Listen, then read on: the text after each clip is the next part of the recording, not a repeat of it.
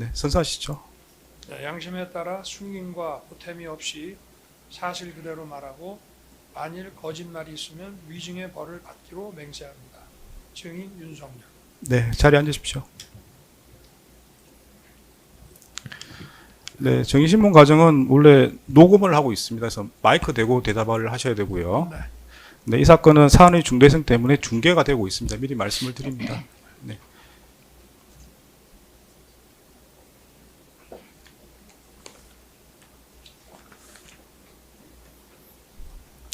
네, 질문을 들으시고 답변을 하시거나 뭐 여러 가지 대응을 하시면 되겠습니다. 네, 네 물어보시죠. 증인으로 호칭하겠습니다. 증인 12.3 비상계엄과 관련하여 특검에서 3회 조사를 받았는데 모두 사실대로 진술한 거 맞습니까? 제 그 사건하고 관련이 돼 있어서 네, 증언은 제가 네. 뭐 아까 주신 그 자료에 보니까 148조 뭐 1항인가 해서 증언을 거부하겠습니다. 그리고 제 그 진술은 탄핵 심판정 공판 조서와 또 중앙지법에서 제가 받고 있는 그 재판 사건의 공판 조서에 거의 두꺼운 책 한 권 정도 분량의 제 진술이 다 담겨 있기 때문에 그걸 참고하시면 될 것 같습니다. 네, 뭐 유사한 증인들이 있었는데 네. 재판부는 기본적으로 질문은 먼저 하도록 허용을 하고요. 네. 거기에 대해서 증언 거부 여부는 증인이 판단하는 네. 걸로 하고 있습니다. 다만 그게 증언 거부가 되는 사유인지에 대한 최종적인 판단은 재판부에서 합니다. 네. 질문을 하시고 하시면 되겠습니다. 계속하겠습니다. 순번 125번 제1회 피의자 신문조서와 순번 126번 제2회 피의자 신문조서는 변호인 측에서 증거 동의했고요. 순번 198번 제3회 피의자 신문조서 제시하겠습니다. 뒷부분 제시.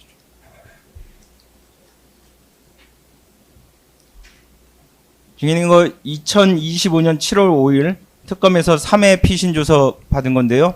모두 사실대로 진술하고 진술한 거 열람한 다음에 서명 날인하신 거 맞습니까? 옆에 화면을 좀 봐주십시오. 저 답변하지 않겠습니다. 똑같은 사유입니다. 네, 다음 질문하시죠. 예. 오늘 그 증인신문 과정에서 등장한 사람들의 직책은 2024년 12월 3일 비상계엄 선포 당시의 직책으로 말씀드리겠습니다. 증인은 2022년 3월 9일 대통령 선거에서 당선되어 2022년 5월 10일 대한민국 제20대 대통령으로 취임하여 2025년 4월 4일 헌법재판소에서 파면 결정 시까지 대통령으로 재직한 사실이 있죠? 그렇습니다. 사망입니다. 증인이 대통령으로 당선된 이후 2022년 4월 3일 피고인을 국무총리로 지명하였고 피고인은 2022년 5월 21일부터 2025년 5월 1일까지 다시 읽겠습니다. 피고인은 2022년 5월 21일부터 2025년 5월 1일까지 국무총리로 근무한 사실 있죠? 이것도 뭐 기억이 정확지 않기 때문에 답변을 안 하겠습니다. 네, 다음 질문하시죠. 사항입니다. 증인이 대통령으로 재직하는 동안 피고인이 유일한 국무총리였죠? 그렇습니다. 2024년 12월 3일 비상계엄 선포 전 비상계엄 준비와 관련해서 질문하겠습니다. 5항입니다. 증인의 2024년 12월 3일 비상계엄을 선포한 사실 있죠? 증인이. 그렇습니다. 가항입니다. 증인은 어떤 경위로 비상계엄을 선포하게 되었습니까? 네, 뭐 이것도 답변하지 않겠습니다. 네, 다음 질문하시죠. 나항입니다. 언론 보도 등을 통해 알려진 바로는 증인이 비상계엄 선포 전 당시 야당인 더불어민주당에서 감사원장, 검사들에 대한 탄핵을 추진하자 특단의 조치가 필요하다면서 격노하였다고 하는데 사실입니까? 제가 그 계엄 선포 담화문과 또 그 후에도 여러 차례의 담화문, 그다음에 페북글, 헌재 재판소의 최종 진술 이런데 전부 다 나와 있습니다. 이 부분에 대해서 별도 증언은 하지 않겠습니다. 네, 다음 질문하시죠. 다행입니다. 증인은 2024년 10월 1일 오전에 김용현 국방부 장관을 불러 국가 비상대책을 강구해야 한다고 말하면서 비상계엄을 준비하라고 지시하였죠. 이것도 다 나와 있기 때문에 답변 거부하겠습니다. 네, 다음 질문하시죠. 사항입니다. 이에 김용현 장관은 계엄 선포문, 대국민 담화문, 포고령이 필요하다고 답변하면서 이를 준비해 보겠다고 이야기했죠. 네, 또 답변하지 않겠습니다. 네, 망입니다. 다음 질문하시죠. 이후 김용현 장관이 2024년 12월 1일 이 문건들에 대한 초안을 가지고 와서 증인에게 보고하였죠. 이것도 뭐 다 나와 있는 얘기니까 답변 거부하겠습니다. 망입니다. 증인은 김용현이 작성해온 포고령과 관련하여 야간 통행 금지 부분만 삭제하고 나머지 부분을 그대로 승인한 사실이 있죠. 이것도 답변을 하지 않겠습니다. 랑입니다. 포고령 비상계엄 선포문 제시하겠습니다. 증인 옆에 오른쪽에 화면을 좀 봐주시고요. 이게 당시 피고인이 비상계엄 선포를 위해 준비한 비상계엄 선포문과 포고령이 맞습니까? 또 뭐 답변하지 않겠습니다. 6항입니다. 이 문건 이외에 각 부처에 전달한 지시사항 문건이 또한 있었죠. 이것도 뭐 답변하지 않겠습니다. 기획재정부 지시사항 문건 관련해서 질문하겠습니다. 증인 오른쪽에 보시면 기획재정부 장관에게 증인이 지시한 특별지시사항 문건입니다. 이게 기획재정부 장관에게 증인이 하달한 그날 하달한 지시사항 문건이 맞습니까? 네, 이것도 뭐 답변하지 않겠습니다. 이미 나항입니다. 다 얘기를 했기 때문에. 네, 다음 질문하시죠. 나항입니다. 기획재정부 장관에게 하달한 문건 이외에 외교부 장관, 행안부 장관, 국정원장, 경찰청장, 서울경찰청장, 피고인 국무총리에게 하달한 문건도 준비했죠. 전부 헌재에서 다 얘기했고 여기서는 별도로 답변하지 않겠습니다. 네, 다음 질문하시죠. 이러한 문건들은 언제 어떻게 마련한 겁니까?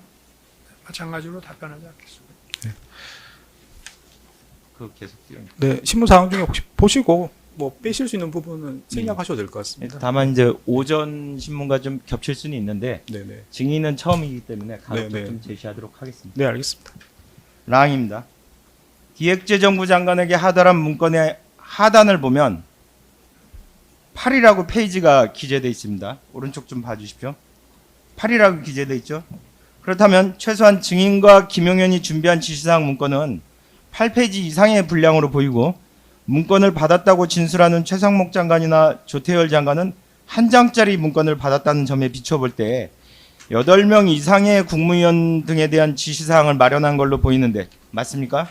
네, 이것도 뭐 답변하지 않겠습니다. 네, 다음 질문하시죠. 헌재에서 다 얘기했습니다. 7항입니다. 2024년 12월 3일 증인의 일정은 어땠습니까? 네, 이것도 뭐 답변하지 않겠습니다. 8항입니다.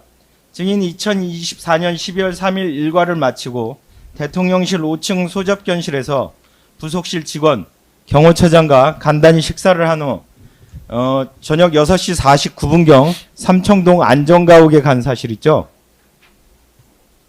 네, 이것도 뭐 답변하지 않겠습니다. CCTV 18시 48분 16초 장면 제시하겠습니다.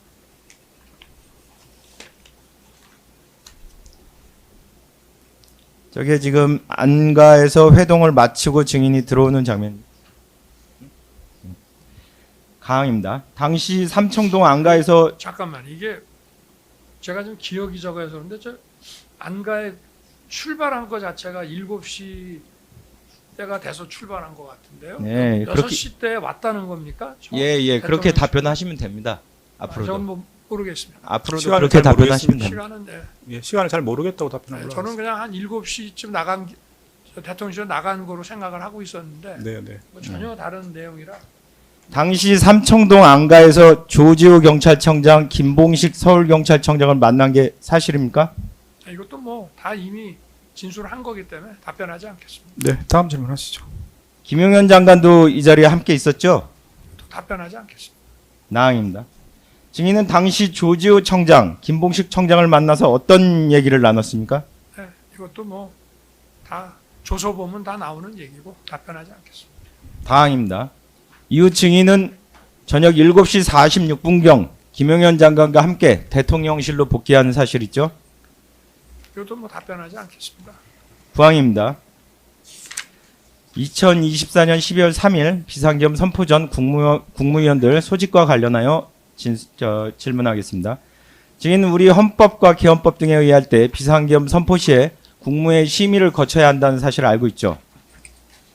네, 뭐 다 얘기한 거라 이것도 별도 답변 안 하겠습니다. 예, 다음 질문하시죠. 예, 시팡입니다.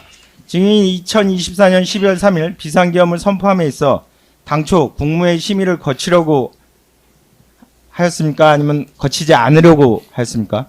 이것도 뭐 다 이미 진술한 거라 별도 답변 안 하겠습니다. 강항입니다. 강의구 부속실장 김정환 수행실장의 진술에 의하면 증인은 이와 같이 삼청동 안가에 다녀온 이후에 피고인, 행안부 장관, 법무부 장관, 외교부 장관, 통일부 장관, 국정원장만 불러 비상계엄 선포 계획을 알린 후에 비상계엄을 선포하려고 한 걸로 보이는데 맞습니까? 이거 뭐 별도 답변 안 하겠습니다. 네. 네, 다음 질문하시죠. 예, 나항입니다. 증인은 강의구 실장 김정환 실장에게 소집을 지시하기도 하고 직접 전화를 하여 국무위원들을 대통령실로 오라고 하기도 했죠. 이것도 뭐 별도 답변 안 하겠습니다. 다항입니다. 피고인 소환할 때 피고인에게는 증인이 직접 전화했습니까? 이것도 뭐 별도 답변 안 하겠습니다. 라항입니다. 김용호 장관은 수사기관에서 증인이 아닌 피고인으로부터 비상계엄 선포 사실을 먼저 들었다. 이렇게 진술했는데 증인은 피고인에게 전화로 그 호출을 하면서 비상계엄을 선포한다는 사실을 미리 알려준 사실이 있습니까? 이것도 뭐 별도 답변 안 하겠습니다. 11항입니다. 그에 따라 20시 27분경 박성재 장관, 20시 36분경 이상민 장관, 20시 45분경 피고인과 김영훈 장관, 20시 56분경 조태열 장관과 조태용 국정원장이 각각 대통령 집무실로 들어갔는데 기억나십니까? 답변하지 않겠습니다. 강항. 당시 증인과 위 참석자들은 대통령 집무실에 있는 원탁에 앉아 있었죠? 뭐 별도 답변 안 하겠습니다. 나항입니다. 증인은 왜 이 사람들을 먼저 부른 겁니까? 또 별도 답변이 다항입니다. 증인은 집무실에서 피고인이 입실한 직후 비상계엄 선포 계획을 알려줬습니까? 이것도 뭐 별도 답변이 예, 12항입니다. 다음 질문하시죠. 예. 증인으로부터 비상계엄 선포 계획을 듣게 된 피고인이나 다른 참석자들은 증인에게 뭐라고 하던가요? 뭐 별도 답변 안 하겠습니다. 다만 여기 피고인인 한덕수 당시 국무총리께서는 저에게 얘기를 들어보고 재고를 요청하신 적이 있습니다. 네, 구체적으로 뭐라고 이야기를 했습니까? 혹시 기억이 글쎄, 나십니까? 구체적으로 뭐 지금 오래돼서 헌재에서 제가 아마 좀 얘기를 하고 이랬던 것 같은데 지금은 그때 뭐라고 말씀을 하셨는지는 그런데 하여튼 좀 반대하는 취지로 대통령 한번 다시 한번 생각해 달라 이런 취지의 하여튼 얘기를 하신 거로 기억이 됩니다. 증인은 뭐라고 답변하셨습니까? 저는 뭐 총리께서 보시는 거와 또 대통령인 내 입장에서는 좀 판단하는 게 다르다. 난 이게 필요하다고 생각하다. 뭐 이런 취지로 저는 총리께서는 저를 설득하려고 그랬고 저는 또 총리를 설득하려고 이렇게 얘기가 좀 됐습니다. 네. 혹시 피고인이 반대라고 명확하게 표시를 했습니까? 어떻습니까? 재고해달라고 뭐 했습니까? 반대하는 취지죠. 그게 반대라는 단어를 썼는지 뭐 어떤지는 기억이 나지 않습니다만은 제한테는 반대의 취지로 그걸 했기 때문에 저도 하여튼 총리께 좀 설득을 하려고 그러나 이제 뭐 모든 거를 자세하게 다 얘기해 줄 수는 없어서 네. 하여튼 제 입장에 대보시면 다르실 겁니다라는 취지로 얘기를 했습니다. 그러니까 이제 정리해 보면 이제 재고해달라는 말을 한 걸로 기억이 나고 네. 반대라고 말했는지는 제가 기억이 안 난다고 말씀드립니다. 반대라는 단어는 안 썼지만 네네. 하여튼 반대라는 취지니까 취지는 반대였다고 네, 생각한다. 그렇습니다. 네, 좋습니다. 예, 다음 질문하시죠. 관련하여 순번 126번 3428조 증인의 제2회 피신조서 제시하겠습니다.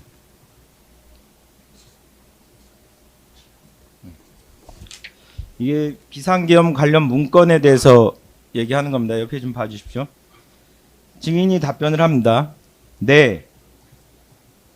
내 방에서 받았을 거예요. 비상계엄 선포하는 날에는 장관이 총리에게 건의하고 다시 나에게 넘어오는 형식이니 총리에게 관련 문건을 가장 먼저 주었을 것입니다. 이렇게 진술한 사실인데 맞습니까? 이것도 뭐 별도 답변 안 하겠습니다. 네, 다음 질문하시죠.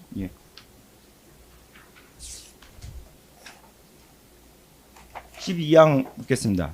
증인으로부터 비상계엄 선포 계획을 듣게 된 피고인이나 다른 참석자들은 증인에게 뭐라고 하던가요?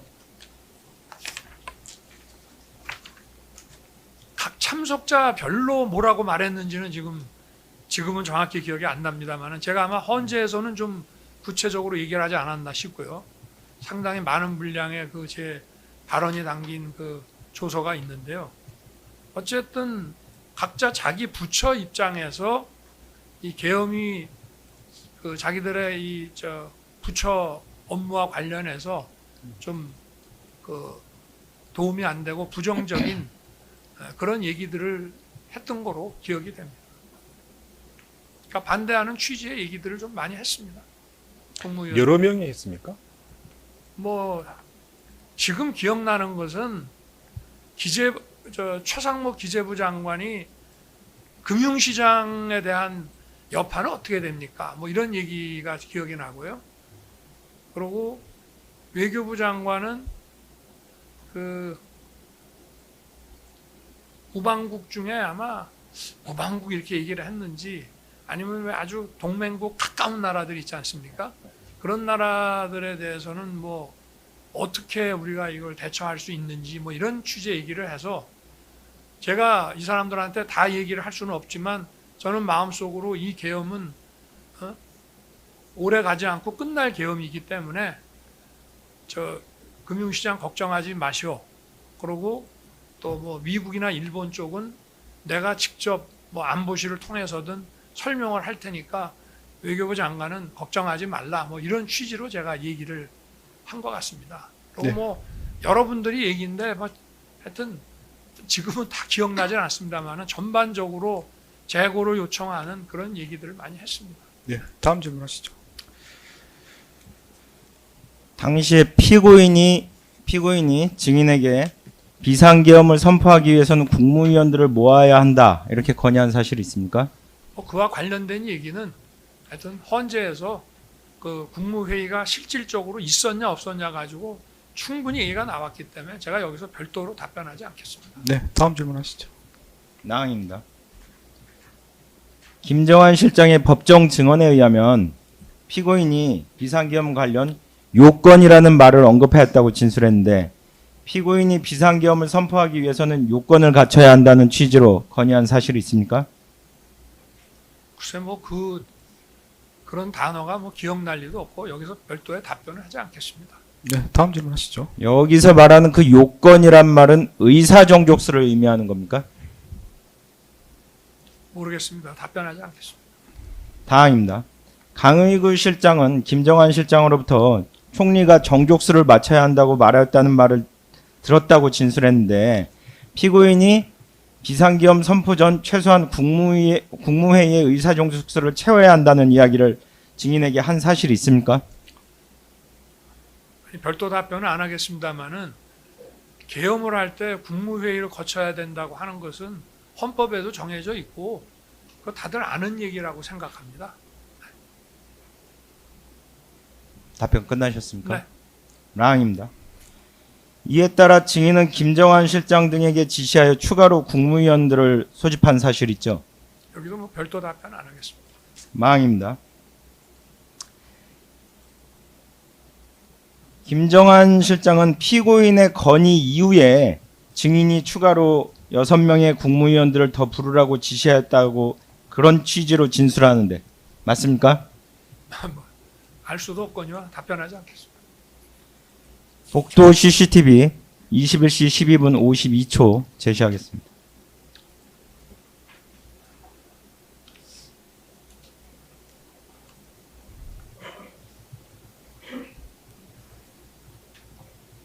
오른쪽에 보시면요, 증인. 피고인의 건의에 따라서 지금 증인이 김정한 실장을 불러서 추가로 부를 국무위원들의 명단을 불러주고 강의구 실장은 이를 메모지에 받아 적어서 나오는 모습으로 보이는데 어떻습니까? 글쎄, 뭐 별도 답변하지 않겠습니다만은 당시에는 이게 만약에 사전에 계엄 선포라는 것이 알려지게 되면 어쨌든 보안이 중요했습니다.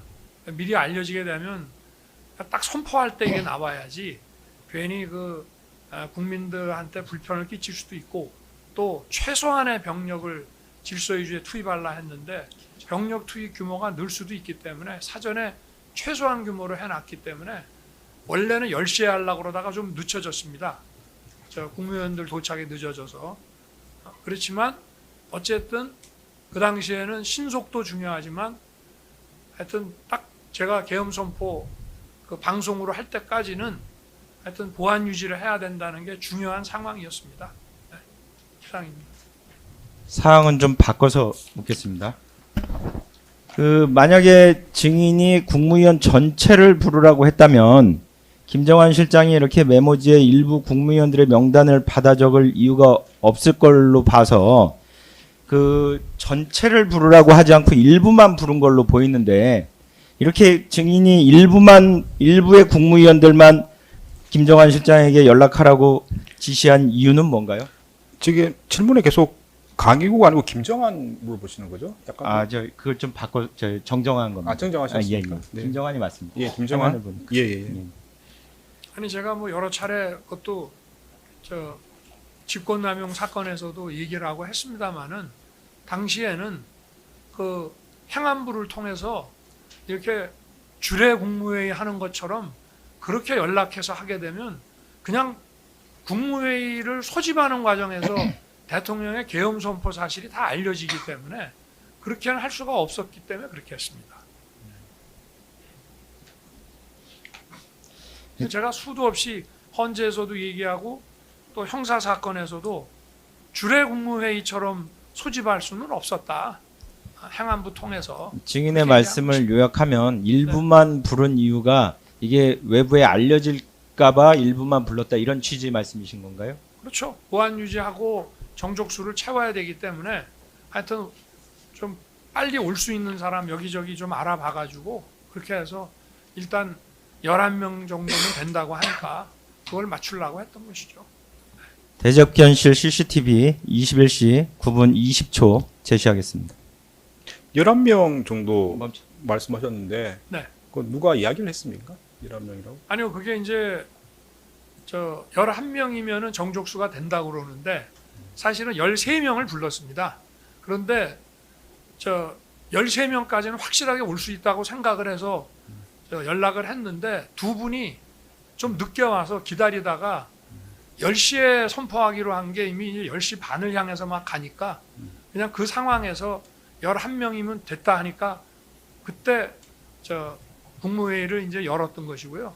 그 전에 사실은 뭐 제방이나 또 접견실에서 대접견실에서 자기들끼리 또 여기에 대해서 계엄 선포에 대해서 충분히 또 얘기를 한 그런 상황이라고 저는 보고 있습니다. 네. 네, 다음 물어보시죠. CCTV 21시 9분 20초 제시하겠습니다. 증인 오른쪽 CCTV 화면 좀 봐주십시오. 이게 지금 피고인, 총리 등이 증인이 있던 집무실에서 퇴실하는 모습인데요. 피고인과 조태열 장관, 조태용 국정원장의 손에 문건이 들려있는 모습이 확인되는데 보이십니까? 잘 안 보이는데요. 문건이 들려 있습니다. 퇴실이 아니고요. 제 생각에는 제방하고 여기하고 우리 총리께서도 좀 국무회의 딱 시작하기 전까지는 좀 여기 이 방으로 가셨다가 또 제 방으로도 오시고 또 다시 나가시기도 하고 그랬던 거로 저는 기억이 돼. 물론 뭐 기억이 정확치는 않지만 9시 국무회의가 10시 반 거의 다 돼서 23분에 제가 계엄 선포를 하는 거로 이제 나중에 자료를 보니까 나와 있는데 그 한 직전에 했기 때문에 그 전까지 저렇게 1시간이나 여기에 계셨는지 아니면 중간에 우리 방으로 또 우리 총리와 국무위원들 중에 일부가 또 제 방으로 왔는지 그거는 지금 기억이 정확하지 않지만 저는 왔다 갔다 좀 하지 않았나 이렇게 생각이 됩니다. 예, 다음 질문하시죠. 강항입니다. 조태열 장관은 재외 공간 이렇게 기재된 문건을 받았다 그러는데 맞습니까? 답변하지 않겠습니다. 뭐 기억이 정확치 않기 때문에. 네. 다음 나항입니다. 질문하시죠. 예. 피고인에게는 어떤 문건을 주셨습니까? 저는 뭐 제가 준 기억은 없는데 뭐 하여튼 정확치 않아서 이것도 뭐 답변하지 않겠습니다. 한 가지 추가로 묻겠습니다. 네. 당시에 김용현 장관이 그런 문건을 피고인에게 주는 모습을 봤습니까? 이것도 뭐 답변하지 않겠습니다. 다음 질문입니다. CCTV 21시 근데 20 그 저 뭐야 김용현 장관이 그 국무회의 때 국무위원들 전부 나눠줄 계엄 선포문인가 하는 그거를 강희구 실장한테 복사를 좀 하라 그래서 한 10여 부 이상 복사를 해서 그 나눠줬다는 얘기를 제가 들은 것 같거든요. 그러니까 뭐 어떤 건지는 저는 알 수가 없습니다. 네, 다음 질문하시죠. 예, 네. 지금 저 증인 질문과 답변과 관련하여 자료 하나 제시하겠습니다. 2025년 6월 28일자 특검 피신 주서 순번 126번 제시하겠습니다. 기록으로는 3427쪽, 3428쪽입니다.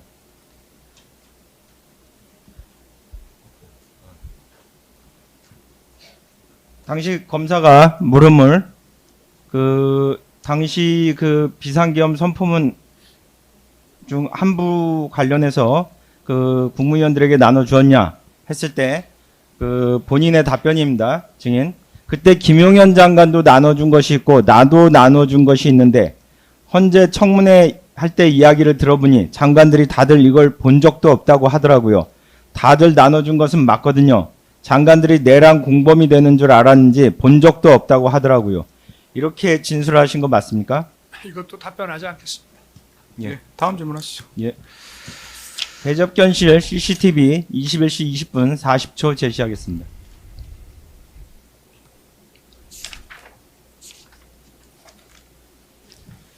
증인 오른쪽에 화면 보시면요. 지금 확인하시는 장면은 조태열 장관이 옆자리에 놓여있는 총리 피고인이 수령한 문건을 가지고 와서 본인 쪽으로 가지고 와서 읽는 모습으로 피고인이 가지고 있는 문건이 최소 2종류임을 알 수 있고 그중 하나는 5페이지가량 되는 것으로 보이는데 집무실에서 비상계엄 선포문을 피고인에게 준 것이 맞습니까? 이것도 뭐 답변하지 않겠습니다. 네, 다음 질문하시죠. 라항입니다. 피고인은 당시 대통령실에서 포고령을 수령하였다고도 진술하는데 포고령을 준 사실이 있습니까? 글쎄 이것도 뭐 하여튼 답변하지 않겠습니다. 포고령은 주말에 김용현 장관이 가지고 왔는데 제가 공주 민생토론 월요일하고 화요일 키르기스탄 대통령 공식 방한 자료가 워낙 많아서 그걸 보다가 관저에서 좀 본 것 같고 별도 대통령실에서 읽었는지는 하여튼 전 조서 내용은 뭐 그때 워낙 장시간 조사를 하고 뭐 하다 보니까 하여튼 뭐 정확치가 않아서 어차피 내용을 부인할 생각입니다. 예, 다음 질문하시죠. 망입니다. 저 문건 이외에도 지금 피고인이 가지고 있던 문건이 최소 2종류 이상이기 때문에 증인은 외교부 장관이나 기재부 장관처럼 별도의 지시사항이 기재된 문건을 또 피고인에게도 준 사실 있죠? 그것도 뭐 답변하지 않겠습니다. 피고인에게 한번 확인해 보시죠. 네.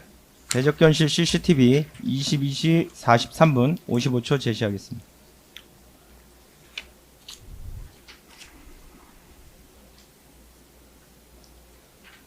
저 옆에 보시면요. 피고인, 총리는 22시 44분경에 상의 안주머니에서 문건을 꺼내어 읽어본 후에 다시 이를 집어넣는 모습이 확인됩니다. 증인 여자분은 누굽니까? 우영주 장관입니다. 아 그러면 거의 이제 성원이 아니 근데 제가 저 시간이 잘못된 거 같아요. 22시 44분이면은 아까도 그 저 안가 저게요.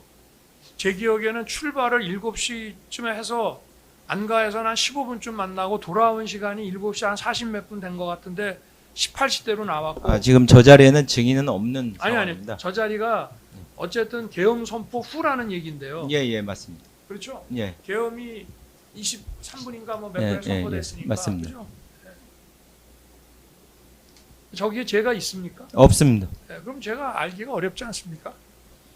그 취지는 네. 지금 피고인이 안주머니에서 그 문건을 꺼내 읽은 후 다시 집어넣는 걸로 봤을 때 이 네. 문건을 증인이 건네줬던 별도의 특별 지시 문건으로 보이는데 그 문건을 준 사실이 있느냐 이걸 묻는 겁니다. 아니 그런 추정으로 물어보시는 걸 제가 어떻게 답을 하겠습니까? 네, 다음 질문하시죠. 예, 사항입니다.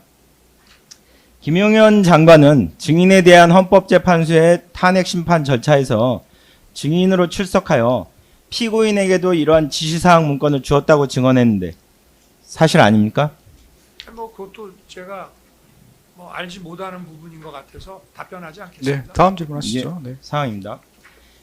기재부 장관에 대한 지시 문건에는 앞서 봤지만 그 8이라는 페이지 수가 기재되어 있는 것이 확인되었습니다. 피고인은 행정각부를 통할하는 증인을 보좌하는 당시의 직책으로 각 부처에 대한 지시사항을 모두 알아야 할 필요성이 있는 것으로 보이는데 피고인에게는 각 부처에 대한 지시사항을 전부 알려주거나 관련 문건을 모두 준 것이 아닙니까?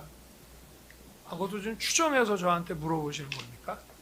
이것도 뭐 답변하지 않겠습니다. 네, 다음 질문하시죠. 대접견실 CCTV 21시 48분 13초 제시하겠습니다.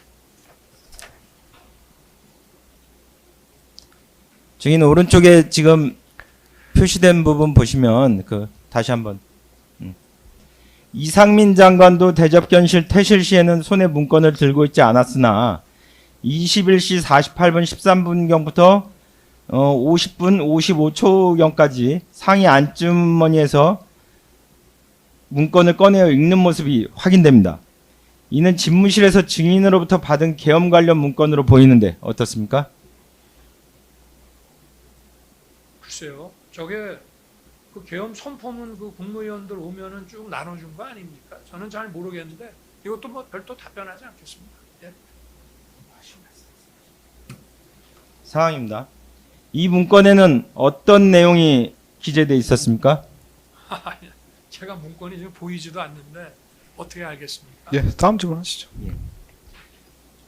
그 뒷부분은 생략하겠습니다. 아항입니다. 이상민 장관은 대통령 집무실에서 언론사 등에 대한 단전단수, 국회봉쇄 등이 기재된 문건을 보았다고 진술하는데 이상민 장관에게 그와 같은 내용의 지시를 하더라거나 지시사항 문건을 준 사실이 있습니까? 지금 뭐 우리 검사님 질문에는 제가 답변하지 않겠습니다. 다만 참고로 이 말씀을 드리겠습니다. 계엄을 선포하고 나서 제가 국무위원과 또 3실장을 비서실장, 안보실장, 국정원장 다 이제 다 보내고 제가 방에 있을 때 시간은 정확하게 기억이 안 나지만 국방장관에게 전화를 받았습니다. 받아서 무슨 뭐 여론조사 꽃, 또 민주당 당사, 또 무슨 언론사에도 저 병력을 좀 보내야 될 것 같습니다. 그래서 왜 보내냐? 그랬더니 선관위 관련해서 여기도 좀 확인할 게 좀 있습니다. 라고 얘기를 했는데 제가 아니 거기는 민간 기관이니까 안 된다. 그리고 군을 조금 투입하라고 했는데 뭐 이렇게 군을 자꾸 여기저기 보내려 하냐? 하지 마라. 라고 제가 잘랐거든요. 그래서 아마 그 출발했던 사람들이 올스톱을 하고 그렇게 된 거로 알고 있습니다. 그러면 여론조사 꽃하고 또 어디입니까? 그 여론조사 꽃 하여튼 민주당 당사, 민주당 당사, 그리고 뭐 어디 뭐 언론사 어디 얘기를 하는데 언론사. 제가 펄쩍 뛰었죠. 이 민간 기관에 절대 보내지 마라. 왜냐하면 이 계엄을 해서 선관위 같으면은 저 계엄법 7조 8조에 따라서 그 계엄 당국이 뭐 갈 수는 있습니다. 그렇지만 민간 기관에는 가면 안 되거든요. 그래서 안 된다고 제가 딱 잘랐고 그래서 저 장관이 아마 전부 지시를 해가지고 거기에는 가지 않고 출동한 사람들은 중간에 가다가 전부 올스톱 한 거로 그렇게 알고 있습니다. 근데 그렇게 설명하시면 이게 여론조사꽃, 민주당사, 네. 뭐 언론사 네. 구체적으로는 말씀 안 하셨는데 이런 부분에 군인들이 이제 출발했다가 다시 이제 그만둔 거는 네. 이상민 장관이 한 겁니까? 아니죠. 그러면 저 국방장관이 국방부 장관이 네네. 그래서 그러면 제가 하지 말라 그랬죠. 그 당시 대통령인 증인의 지시도 없이 국방부 장관이 이렇게 했다는 겁니까? 아니 그러니까 저 일단은 출발을 시켜놓고 저한테 재가를 받으려고 뭐 출발이 됐는지 출발을 하자마자 전화했는지는 모르겠습니다만은 제가 이제 절대 안 된다고 하니까 올스톱을 시킨 거로 나중에 보고를 받고 그렇게 알고 있습니다. 뭐 그 당시에 이런데 출동한 사람들 내용을 확인해 보면 되는 거고 네, 그건 일단 뭐 말씀하신 부분은 김용현 장관이 네. 이렇게 하겠다고 해서 증인한테 보고했다는 뜻입니까? 그렇게 해야 될 것 같다라고 보고를 했습니다. 그래서 제가 절대 안 된다고 했습니다. 그럼 결국은 증인은 이 관련된 부분 여론조사 꽃이라든지 민주당사 언론사의 출동에 대해서는 전혀 허락한 바가 없고 당연합니다. 이 과정들은 다 김용현 장관이 했다는 그 말씀이시네요. 김용현 장관이 이제 하려고 그 저 선관위하고 관련해서 하려고 생각을 했던 것 같은데 그래서 저한테 재가를 구한 거죠. 그래서 저는 하지 말라 그랬습니다. 다음 질문하시죠. 16페이지 자항은 재판장님께서 하시는 걸로 알고 제가 생략하겠습니다. 17페이지 14항에 대해서 묻겠습니다. 대적견실 CCTV 21시 13분 55초 제시하겠습니다. 지금 옆에 화면 좀 봐주십시오. 21시 13분경 지금 김용현 장관이 집무실에서 대접견실로 나온 순간에 손가락 4개를 표시하면서 그 끝에 앉아있는 피고인과 무언가를 논의하는 모습이 확인되는데요. 바로 직전에 제일 오른쪽 제일 끝에가 접니까? 아닙니다. 바로 직전에 피고인이요? 김용현 장관이 집무실에서 증인과 함께 있다가 함께 있다가 나오면서 손가락 4개를 피고인에게 네. 피면서 뭔가 논의하는 모습인데 당시 무슨 상황인지에 대해서 좀 아시는 대로 말씀해 주십시오. 모르겠습니다. 왜냐하면 저 뭐 계엄 선포에는 국무회의가 있어야 된다는 거는 뭐 당연한 사실이고 또 제가 관저에서 김용현 장관한테도 그 뭐 저 국무회의를 해야 된다는 보고를 제가 받은 거로 기억이 되거든요. 그러니까 아마 국무회의에 뭐 지금 저희 몇 명이 와 계시는 겁니까? 하나, 둘, 셋, 6명, 자기 7. 그다음에 저까지 하면 8. 어떻게 되나? 저기 지금 7명 앉아 있나요? 6명 앉아 있나요? 6명이 앉아 있나요? 저 6명 앉아 계신 거죠? 예, 김용현 예. 장관 빼고. 예, 예. 그러면 김용현 장관하고 저까지 하면 8이잖아요. 네. 그 중에 이제 조태용 국정원장은 국무위원이 아니기 때문에 아니죠. 예, 거기 비서실장, 빼고 7명인 비서실장. 거죠. 7명. 그럼 저기 7인가요? 7명에서 그러니까 4명이 11가 필요하다. 아, 그런 뜻인 모양이네요. 네. 그게 맞습니까? 의사종족세 4명이 필요하다. 근데 저 말의 취지가 뭔지는 저는 알 수 없기 때문에 답변하지 않고 네, 뭐 알겠습니다. 다음 질문하시죠. 예, 예. 그럼 가당은 생략하겠습니다. 다항입니다. 결국 증인은 비상계엄 선포하기 전 절차 혹은 요건을 갖추자는 피고인의 건의에 따라서 국무회의 의사종족수를 채우려고 한 것으로 보이는데 피고인과 김용현 장관이 국무회의 의사종족수를 충족하도록 논의하는 상황 아니었나요, 저게? 아니 그러면 국무회의 없이 그냥 하려고 그러다가 저 총리의 건의에 따라서 국무회의를 하기로 했다는 얘기입니까? 뭐 그것도 포함되어 있습니다. 그거는 뭐 넌센스라고 저는 말씀드리겠습니다. 그러니까 말씀하시는 거는 원래부터 국무회의를 거칠 생각이었다 이 말씀이신 아니 거죠? 제가 알고도 있는데다가 네.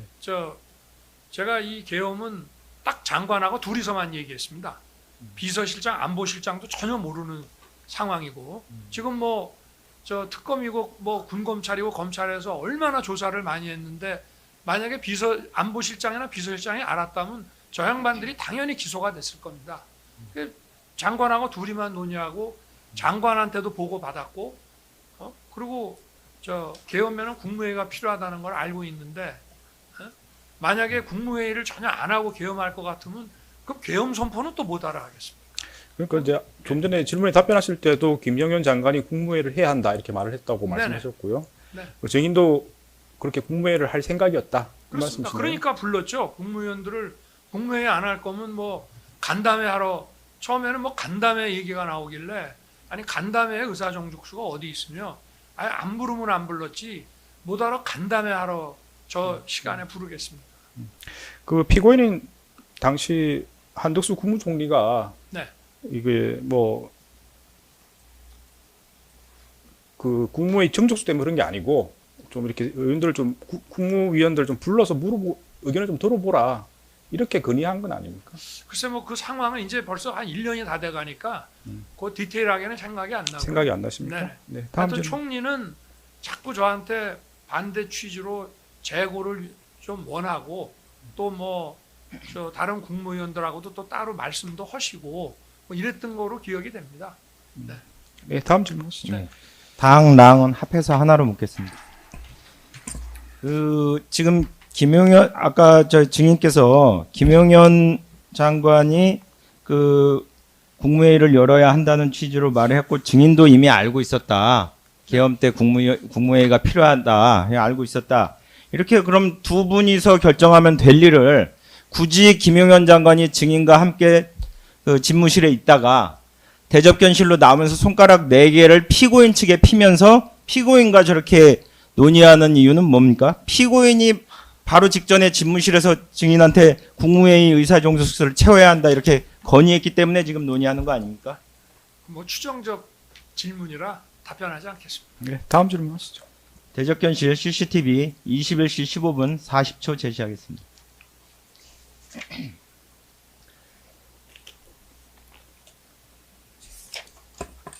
대접견실로 들어갔던 김용현 장관은 다시 또 대접견실로 나와서 피고인에게 다가가 무언가를 얘기한 다음에 다시 한번 손가락 4개를 펼쳐 보이는 모습이 확인됩니다. 오른쪽에. 당시 피고인과 김용현이 국무위원들의 도착 상황을 챙겨보고 이를 수시로 증인에게 보고하고 있는 상황이었죠. 그것도 뭐 명확한 저 증거 없이 자꾸 추정적으로 질문하시니까 답변하지 않겠습니다. 예, 다음 질문 하시죠. 대접견실 CCTV 21시 25분 45초 제시하겠습니다. 증인 지금 집무실에서 나온 게 증인입니다. 자켓 없이 셔츠만 입고 나오는 장면이요. 보이십니까? 네.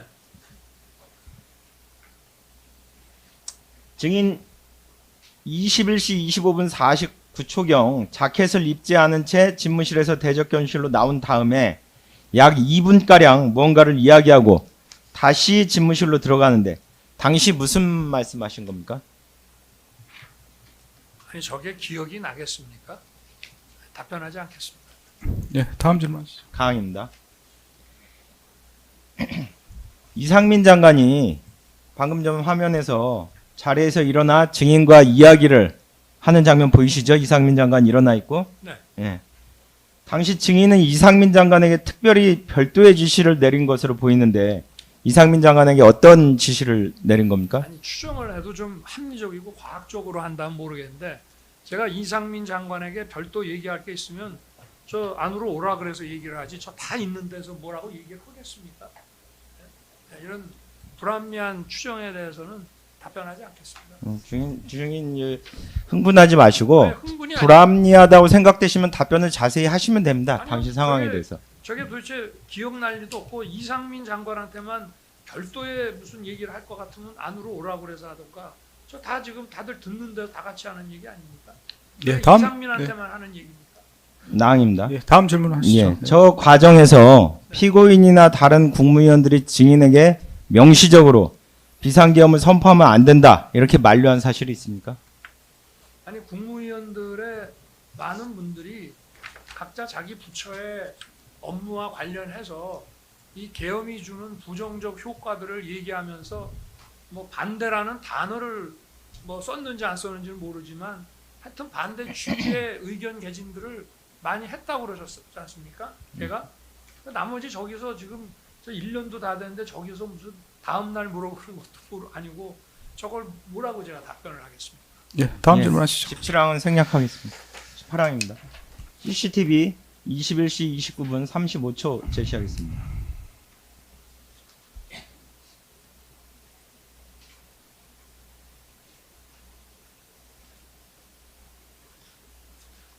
저 보세요. 또 다시 안으로 들어가잖아요. 방에서 왔다 갔다 이렇게. 자, 지금 저 말씀하신 장면, 그 총리, 피고인이 이상민 장관, 박성재 장관과 함께 증인이 있는 집무실로 들어가려고 하다가 집무실 연결문을 열자 경호처장이 바로 앞에 있으며 박성재 장관과 이상민 장관이 안으로 들어가려다 나오는 모습이 확인됩니다. 증인이 누가 경호처장입니까? 다시 한번 그분 보여주시죠. 경호처장이 누구죠? 지금 저 양반이 예. 증인이 피고인만 들어오라고 당시에 해서 다른 사람이 이렇게 들어가려다가 나오는 장면인 것 같은데 피고인에게 무슨 목적으로 들어오라고 한 건가요? 답변하지 않겠습니다. 이걸 어떻게 기억하겠습니까? 다음 질문하시죠. 예. 나은 생략하겠습니다. 19항입니다. CCTV 21시 35분 40초 제시하겠습니다.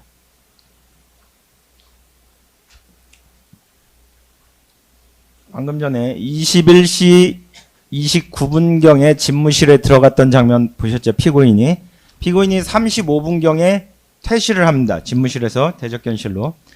약 6분간 집무실에서 증인과 함께 있었던 걸로 확인되는데 당시에 증인은 피고인과 어떤 대화를 나눴습니까? 이런 식의 저 CCTV 가지고 뭐 분단위로 이렇게 물어보시면은 여기에 대해서는 이제부터 답변하지 않겠습니다.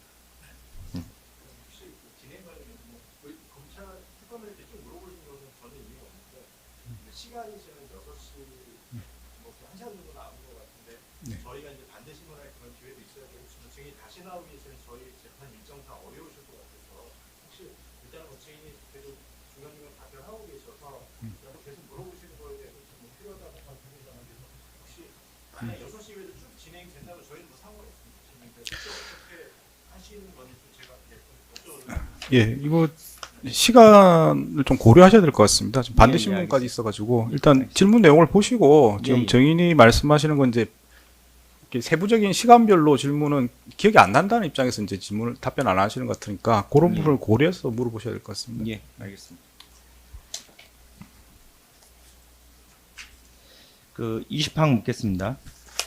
피고인이 그 증인과 함께 집무실에 들어갔다가 증인이 있는 집무실에 들어갔다가 대접견실로 나온 다음에 그 바로 그 즉시 휴대전화를 꺼내서 송미령 장관에게 대통령실로 빨리 오라 이런 전화를 한 사실이 있습니다. 이는 결국 피고인이 국무위원들을 소집하여 의사종족수를 채워서 외관을 갖추자고 증인에게 건의했기 때문에 이런 일이 있었던 거 아닌가요? 이제 답변하지 않겠습니다. 예, 다음 질문하시죠. 가나다는 생략하도록 네, 하겠습니다. 생략하시고. 예. 네. 21항입니다. 제시하지 않고 바로 묻겠습니다.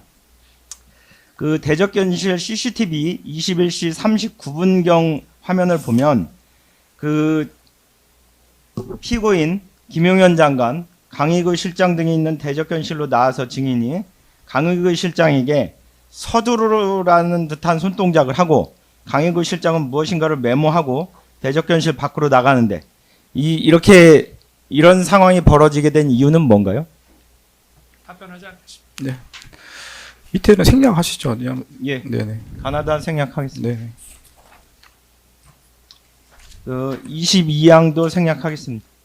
아니 근데 아까 뭐 외관을 갖추려고 했다는데 얘기 많이 나누고 의견도 듣고 뭐 장관들 중에 아까 제가 기억나는 뭐 금융시장 우려라든지 뭐 또 가까운 나라들과의 어떤 관계 우려 또 총리의 재고 건의 그런 얘기를 듣는 것이 외관입니까? 그리고 정식으로 국무회의를 했다는 CCTV도 뭐 여기서 저 방영을 했다고 제가 들었는데요. 저게 뭐 국무위원들이 무슨 외관 갖추러 온 무슨 뭐 인형도 아니고 그거는 좀 너무 뭐라 그럴까 어떤 의사가 반영된 그런 질문 아니신가요? 네, 무슨 말씀인지 알겠고 판단은 재판부에서 하겠습니다. 네네. 네. 다음 질문하시죠. 예, 23항은 생략하고 24항은 좀 제시하겠습니다. 그 CCTV 복도 CCTV 21시 59분 29초 제시하겠습니다.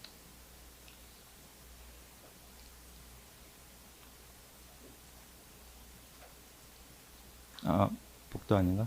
아, 이 대적견실입니다. 대적견실. 24항입니다. 증인은 21시 51분 47분경 다시 직무실에 있다가 대적견실 옆에 봐주십시오. 아니, 안 보겠습니다.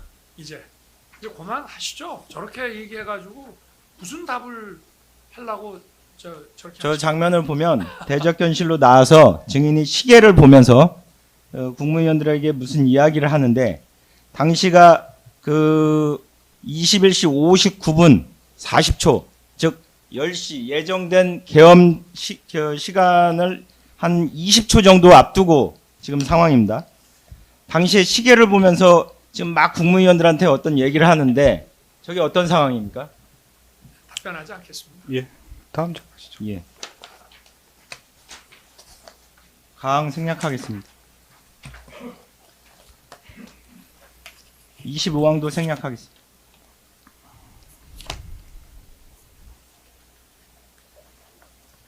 26항도 생략하도록 하겠습니다.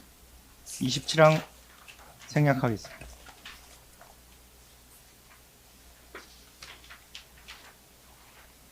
28항은 좀 제시하겠습니다. 대적견실 CCTV 22시 14분 5초.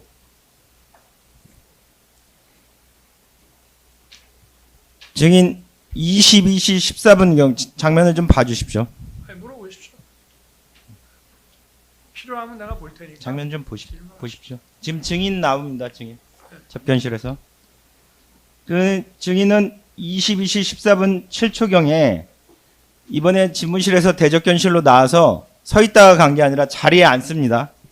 이렇게 착석하는데 이때 착석한 이유가 조규용 보건복지부 장관과 오영주 중소기업벤처부 장관이 도착했다는 이 보고를 받고 이렇게 지금 착석해서 그 국무회의 외관을 지금 창출하러 보이는데 어떻습니까? 답변하지 않겠습니다. 네, 밑에 생략하시죠. 예. 네. 29항 보겠습니다. CCTV는 제시하지 않고 질문하겠습니다. 국무회의 의사정족수가 충족되자 김용현 장관은 강의구 실장을 불러서 문건을 건네주며 복사를 부탁하고 김용현 장관은 강의구 실장이 복사한 문건을 건네받아서 일부 국무위원들에게 나눠주는데 이런 나눠주는 장면 기억하고 있나요? 답변하지 않겠습니다. 밑에 가항부터 바항까지는 생략하도록 하겠습니다. 사항, 아항도 생략하겠습니다. 30항입니다. 대적견실 CCTV 22시 18분 45초 제시하겠습니다. 복도부터 제시해 주십시오. 복도 22시 18분 30초.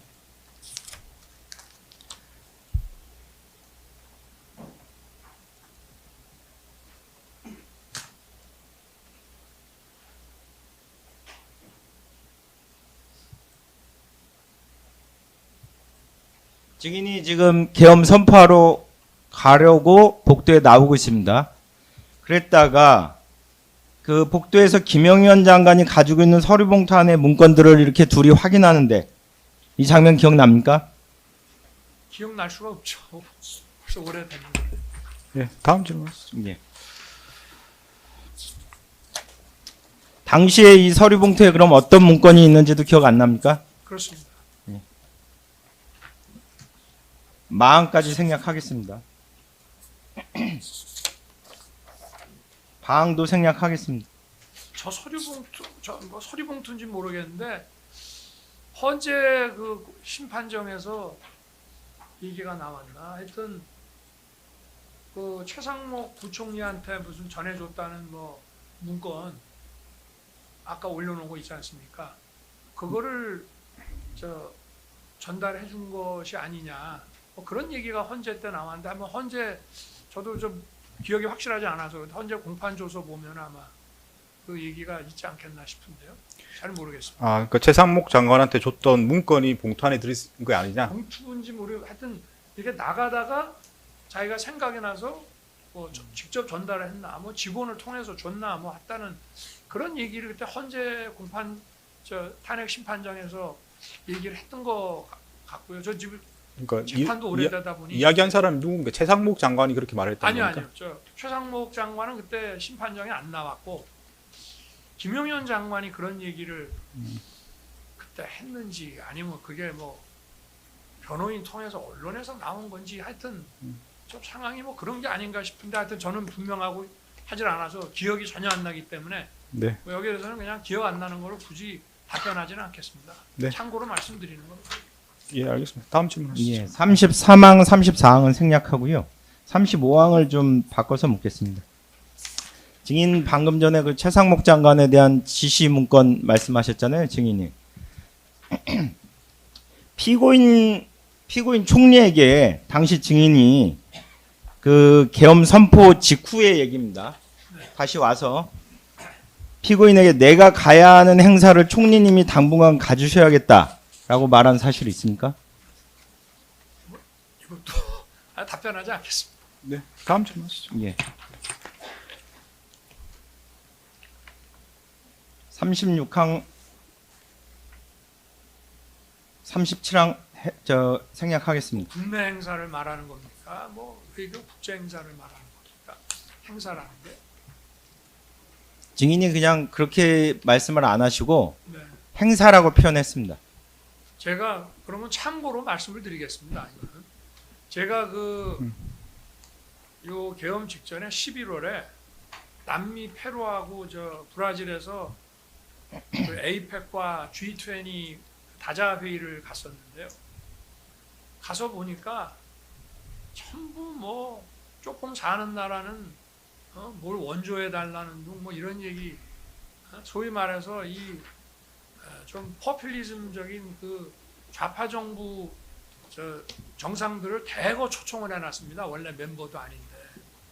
그래서 제가 내가 요 다음 해에는 좀 힘드시더라도 총리님 보고 이런 데를 좀 가시라 하고 나는 좀 중요한 외교에 집중해야 되겠다는 생각을 했기 때문에 그런 말을 했을 수 있습니다. 그러니까 뭐 당시에 말을 했는지는 잘 기억이 안 기억 나고 안 납니다. 그 그런 이전의 마음을 상황을 가지고 설명하시는 가지고 거죠. 있었기 때문에 혹시 그런 거라면 네, 다음 질문 하시죠. 네.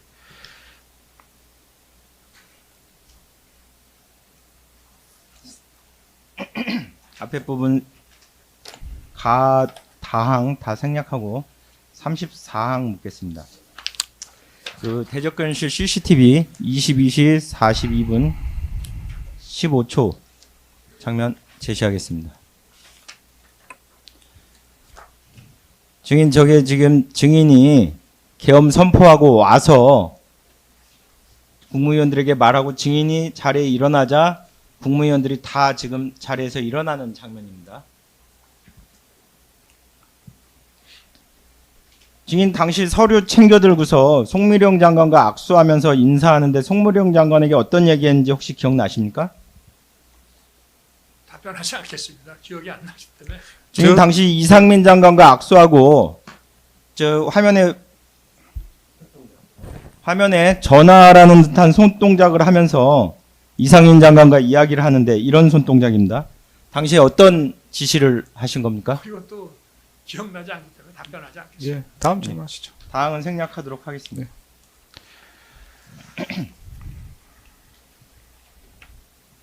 라항도 생략하겠습니다. 35항도 생략하겠습니다.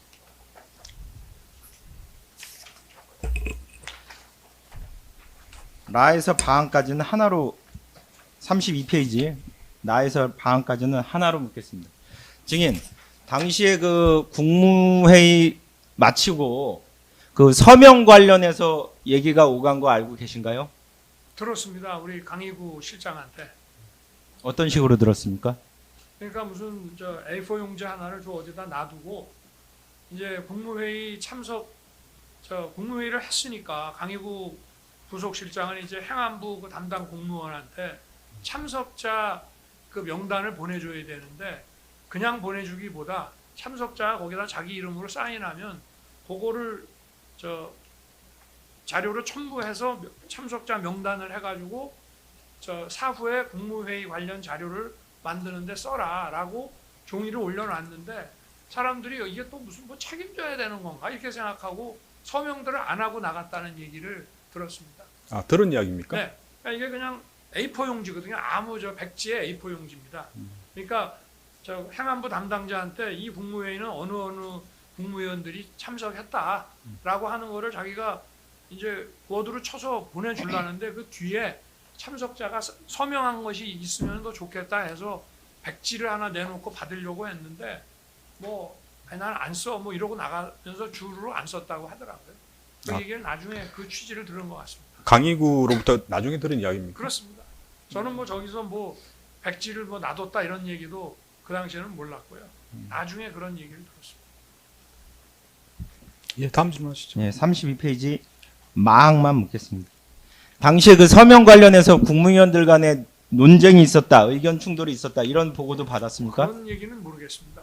하여튼 저게 뭐 나중에 조사가 저게 무슨 국무위원들의 무슨 부서를 받으려고 한 게 아니냐. 그런데 그건 터무니없는 얘기고요. 부서라고 하는 거는 딱딱 저게 되면은 뭐 전자결제로 부서를 하든지 또는 뭐 근데 그 무슨 이런 계엄 관련 국무회의는 뭐 전원이 뭐 서명하게 돼 있다면 그건 저희가 알지를 못했고요.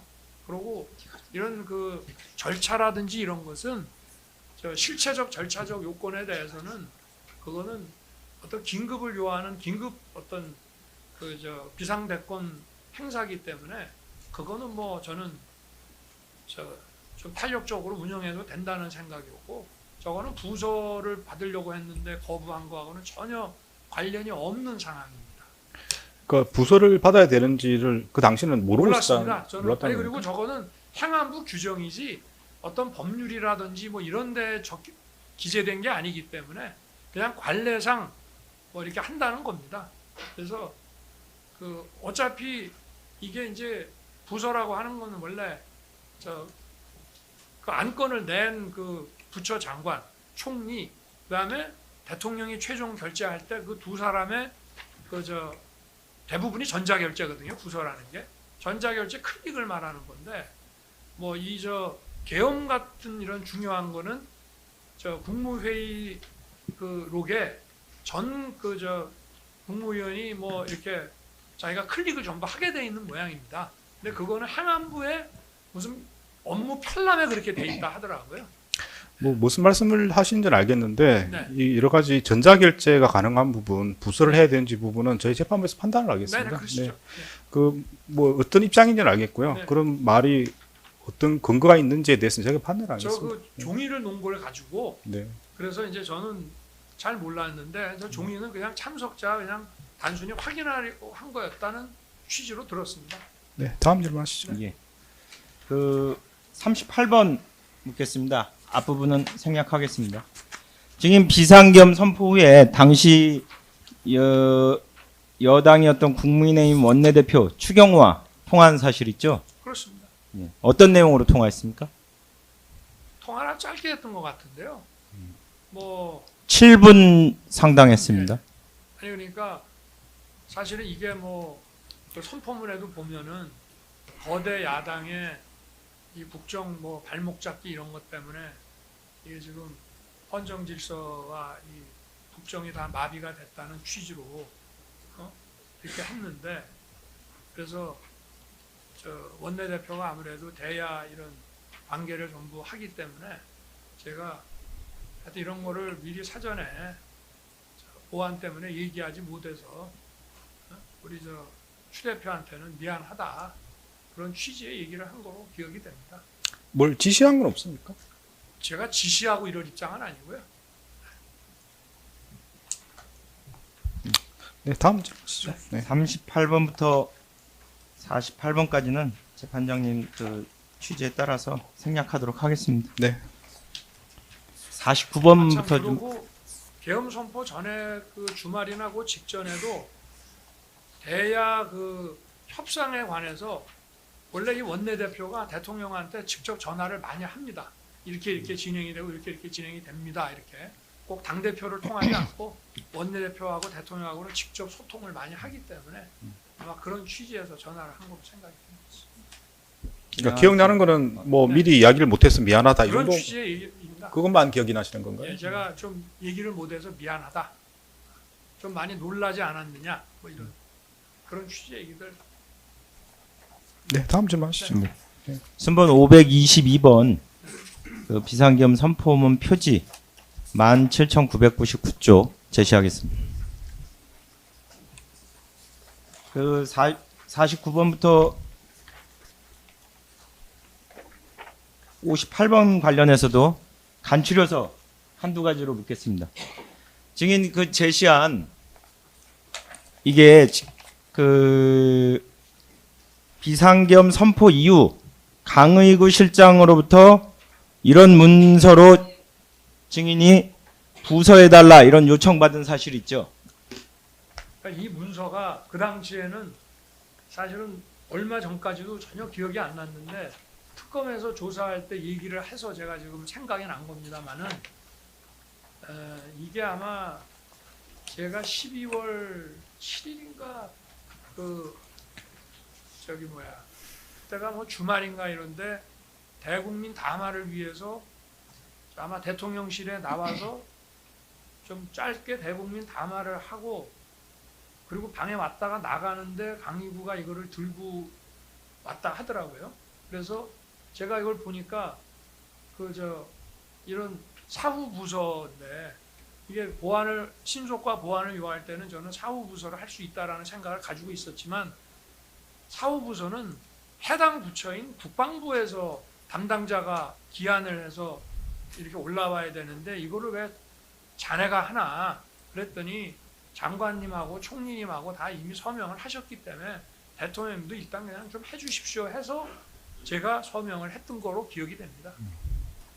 이 문제는 지금 제 기소된 공소사실과 관련이 포함이 돼 있거든요. 그래서 제가 그거와 관련해서 특검에 가서 신문도 받았고 그게 얼마 안 되기 때문에 제가 답변한 게 기억이 납니다. 네. 예, 다음 질문 하시죠. 60항입니다. 네.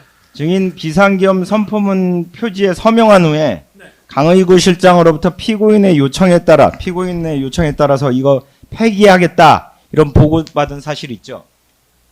이렇게 됐습니다. 뭐 폐기하기 전에 저한테 보고한 것이 아니고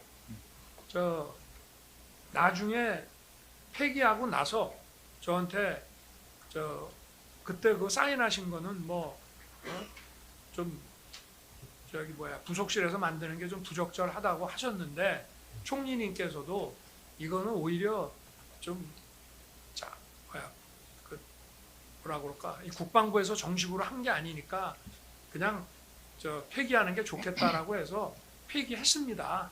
이렇게 얘기를 했고 저도 이 문서를 만드는 것부터 좀 부적절하다. 이게 왜 국방부에서 안 하고 대통령 부속실장이 이거를 기한하냐 했기 때문에 잘 됐다는 취지로 얘기를 했고 만약에 사전에 저한테 총리께서 이거를 폐기하자고 하는데 어떻게 할까요? 라고 물었으면 폐기하라고 했을 겁니다. 제가. 결국은 강의구가 증인의 허가도 없이 결국은 폐기한 셈이 됐네요. 아니 제가 이 문서에 서명을 할 때도 야, 이거를 왜 자네가 만드나 국방부에서 해야지라고 했기 때문에 강의구는 총리께서 그렇게 얘기를 하니까 폐기하고도 한참 지나서 저한테 거의 연말쯤 얘기를 하지 않았나 싶습니다. 어쨌든 상황은 알겠는데 네네. 일단 폐기할 때 강의구가 증인한테 특별히 확인을 하거나 허가를 받고 한 건 아니지 않습니까? 그렇습니다. 폐기할 때는 그랬고요. 네네. 네. 예, 다음 질문 하시죠. 순번 520번 17,997쪽 강의구 진술서 헌재 진술서 제시하겠습니다. 증인 지금 옆에 주황색으로 색칠한 부분 한번 읽어드리겠습니다. 강의구의 진술입니다. 헌재에 제출했던 그래서 저는 12월 10일 대통령 관저에서 대통령께 이 지금 말씀드렸던 비상계엄 선포문 관련하여 대통령께 이를 보고드리고 문서를 폐기하였습니다. 네. 이렇게 헌재 진술서를 제출했고요. 또 증인의 변호인 최명성 변호사를 변호사로 선임하기 전에 검찰 조사에서 3차례나 피고인의 뜻을 대통령께 먼저 보고했고 대통령이 그렇게 하라고 하여 폐기했다. 이런 취지로 진술했는데 사후 보고한 게 맞습니까? 사전 보고한 게 맞습니까?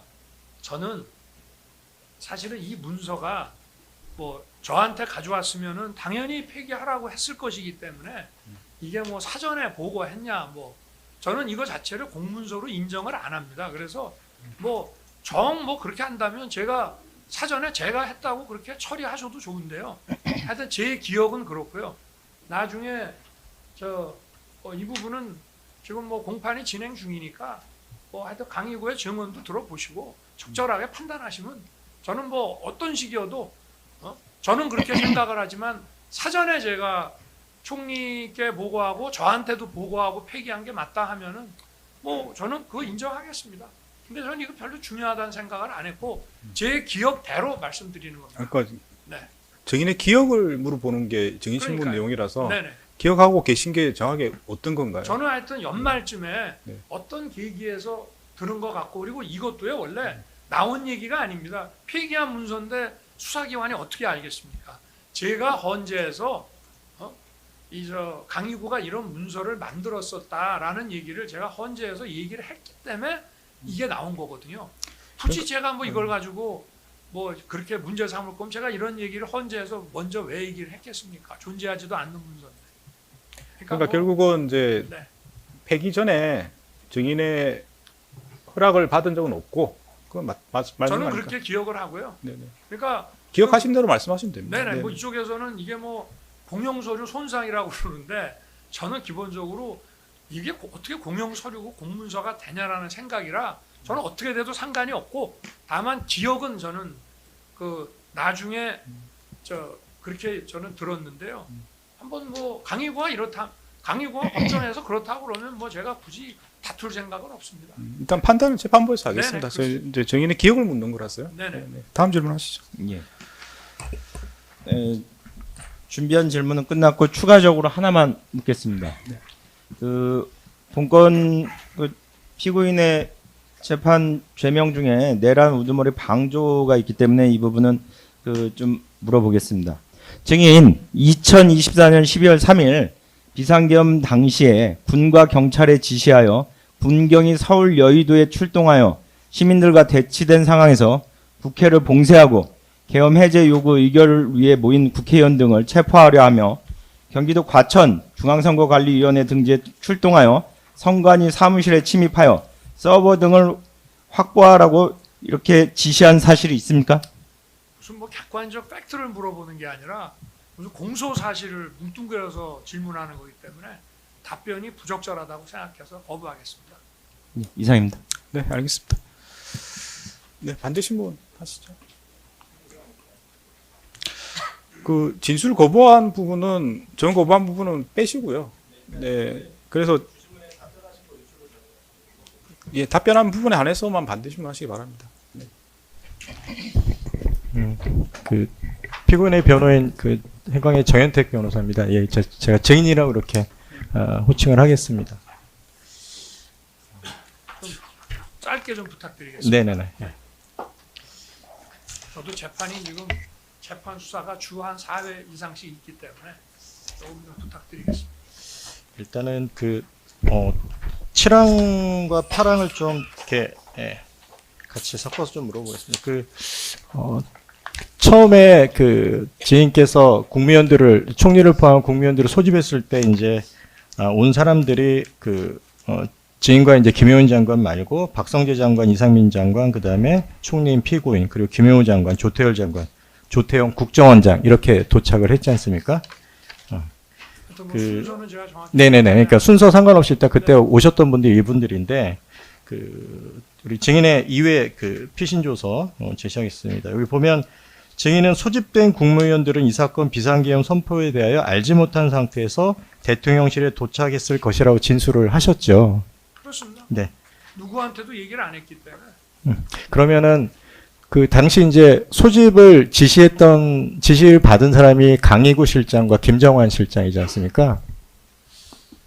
아마 제가 통상 누구를 부르면은 이제 뭐 필요한 거는 이제 각자 뭐 안보실이라든지 경제수석 뭐 이렇게 해서 이제 연락을 하고 이런 상황 같으면은 강희구 부속실장을 통해서 했을 것이고 그렇게 아마 하지 않았겠나 싶습니다. 그러면 강희구나 그 당시 이제 강희구 실장도 김정환 실장도 같이 연락을 했거든요. 그 네. 강희구나 김정환에게 증인이 계엄 선포에 대해서 이야기한 사실이 있습니까? 아니, 그런 얘기를 하면 안 되죠. 네.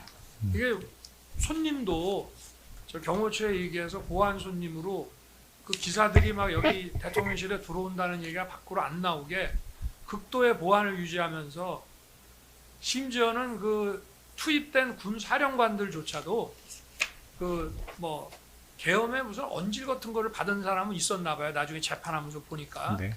그러나 뭐 언제 무슨 계엄을 확실하게 하느니 막 이런 거 자체를 아마 모르게 했기 때문에 전혀 몰랐을 겁니다. 그 아까 구의 랑만 물어보겠습니다. 증인이 이제 원래는 22시, 그러니까 오후 10시에 비상계엄을 선포하려고 계획을 하셨죠, 그죠? 왜냐하면 근데- 저게 방송 장비나 이런 걸 해서 저게 잘못하면 방송 라인을 통해 갖고 미리 나갈 수가 있기 때문에 대통령이 계엄 선포도 안 했는데 방송 자막에 비상계엄 선포라고 나오면 어떡하겠습니까? 그래서 10시에 그걸 맞춰놓고 10시에 꼭 하려고 했는데 그때까지 다들 잘 못 와서 좀 늦어진 것 같습니다. 그때 혹시 그 집무실에 도착했던 사람 중에 이제 피고인이 있었는데 그때 피고인이 증인에게 국면들을 좀 더 불러야 된다. 당시 도착했던 그 6명 이외에 네. 그렇게 혹시 건의한 사실이 있지 않습니까? 그거는 뭐 기억나지 않고 기억이 안 나시니까. 국무위원은 하여튼 국무회의를 해야 되기 때문에 그 회의에 최소한의 요건은 갖춰야 된다는 생각을 하고 있었고요. 또 뭐 그래도 말씀하셨을 수도 있겠지만 그건 모르겠습니다. 그러니까 증인은 네. 처음부터 네. 국무회의에 필요한 인원을 불러야 된다고 생각했었던 입장이라고 말씀하시는 거죠. 그렇습니다. 왜냐하면 이게 저 계엄 선포를 정식으로 아예 방송을 통해서 전국에 전 세계에 알리면서 계엄 선포를 하기 때문에 뭐 당연히 국무회의가 필요하다는 것도 알고 있었고요. 그러니까 이제 네. 11명이 필요한데 13명 정도 불렀다고 말씀하시면서 그럼 증인이 본인 스스로 13명 정도 부를 생각이었던 거네, 처음부터? 그렇습니다. 누가 아니, 옆에 그때 되는 대로 막 해가지고 네. 보안 유지하면서 올 수 있는 최대한이지만 하여튼 시간을 좀 맞춰서 올 수 있는 사람 이렇게 했는데 13명은 확실하게 그 시간에 맞춰서 올 수 있다 했는데 두 분이 국토부 장관하고 또 누군가 두 분이 좀 늦게 오시긴 오셨답니다. 네. 그래서 제가 여쭤보고 싶은 거는 이제 누군가 딴 사람이 이제 건의를 해서 국무위원을 더 부른 건지 아니면 증인이 원래부터 13명 정도 부르려고 생각하셨는지 그런 아니, 얘기입니다. 국무위원이 국무회의 하러 들어온 건데 당연히 국무회의에 필요한 요건은 갖춰야 되지 않겠습니까? 그렇게 계속 말씀하셨고 그렇습니다. 제가 여쭤보고 싶은 거는 그거 누군가가 옆에서 이야기를 해가지고 부른 건지 아니면 증인이 원래부터 그렇게 할 생각이셨는지 그걸 묻는 겁니다. 그렇게 하려고 그랬죠. 처음부터? 네. 네. 다음 질문하시죠. 뭐 재판장님만 물어보고 관련 한 가지만 조금 더 추가해서 물어보면 그러면 당시 국무회의를 소집하거나 또는 또 정족수를 국무회의에 맞게 채워야 된다. 그렇게 피고인이 증인에게 건의한 사실이 혹시 있습니까? 글쎄 저는 그게 기억이 나지 않는데요. 총리께서는 이제 행정 경험이 많으시기 때문에 혹시나 내가 그런 거를 간과하고 있지 않나 싶어서 뭐 말씀을 하셨을 수는 있겠는데 그건 뭐 근데 기억은 없으시다는 거죠? 정확한 기억은 없지만 저는 네. 국무회의에 필요한 요건을 갖춰야 된다는 생각을 하고 있었습니다. 원래부터 증인은 그런 생각을 가지고 네. 있었다. 그 말씀이신가요? 네. 그러면 당시 그 강희우 실장의 지시에서 이제 국무위원들이 이제 그 처음에 오고 또 추가로 또 13명까지 연락이 돼서 이제 오고 네. 있었지 않습니까? 그러면 그 국무위원들의 그 소집 또는 그 도착 상황이나 그런 것들을 일단은 처음에 소집하라고 지시한 것도 증인이신 거죠. 그렇죠? 예. 그렇게 강희구 실장한테는 제가 안 하면 뭐 딴 사람이 누가 하겠습니까? 네네네. 그리고 그 누가 왔다 그런 것도 실은 강희우 실장이나 김정은 실장이 증인에게 보고를 하신 거죠. 그렇게 되지 않았을까 싶은데. 혹시 거기에 피고인이 관여하거나 피고인이 보고를 받은 사실 혹시 있습니까? 모르겠습니다. 그 장관들 총리께서 아마 제일 먼저 오셨나? 뭐 하여튼 좀 빨리 오신 편이어가지고 뭐 이상민 장관하고 그 제 박성재 방에 장관 다음으로 제 집무실에 있습니다. 좀 계속 같이 계셨기 때문에 뭐 그런 상황을 아마 같이 공유하고 이렇게 뭐 서로 연락도 좀 하고 이러지 않았겠나 싶은데 지금 네. 정확한 기억이 없습니다. 그러니까 이제 정의는 보고 들은 내용을 기억하시면 말씀하시면 네네, 되고요. 그렇습니다. 이제 추론을 하시면은 네. 그 네. 들으신 건지와 혼동이 될 수가 있어요. 방금 말씀하신 거는 그럼 그냥 추측인 거, 답변하지 않겠습니다. 예, 알겠습니다. 그럼 기억이 안 나신다고 네. 저희가 그렇게 이해하겠습니다. 예. 답변하지 않는 거를. 예.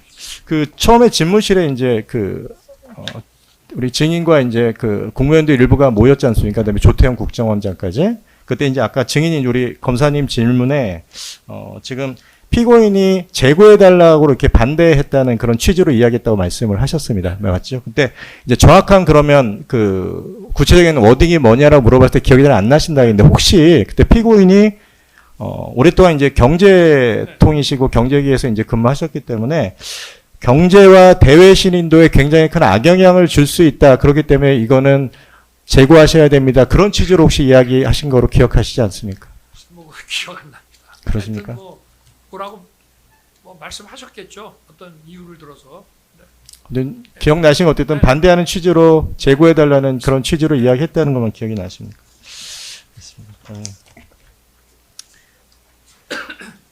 아마 뭐 옛날 계엄을 생각하고 그런 말씀하신 것 같아서 저는 뭐 걱정하지 마시라 했습니다.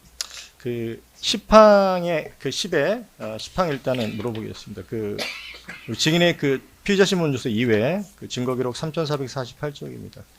증인이 그 조사 받으시면서 뭐라고 말씀하셨냐면 조사 당시 피고인이 증인에게 총리가 우리 대통령께 그 비상계엄을 선포하기 위해서는 국매를 거쳐야 한다고 말하였고 증인은 피고인에게 비상계엄은 고도의 통치행위이기 때문에 꼭 국매를 거칠 필요 없다 이렇게 진술했다고 하셨는데 혹시 그럼 지금 말씀하신 거랑 좀 다른데 어떠신가요? 혹시 이거는?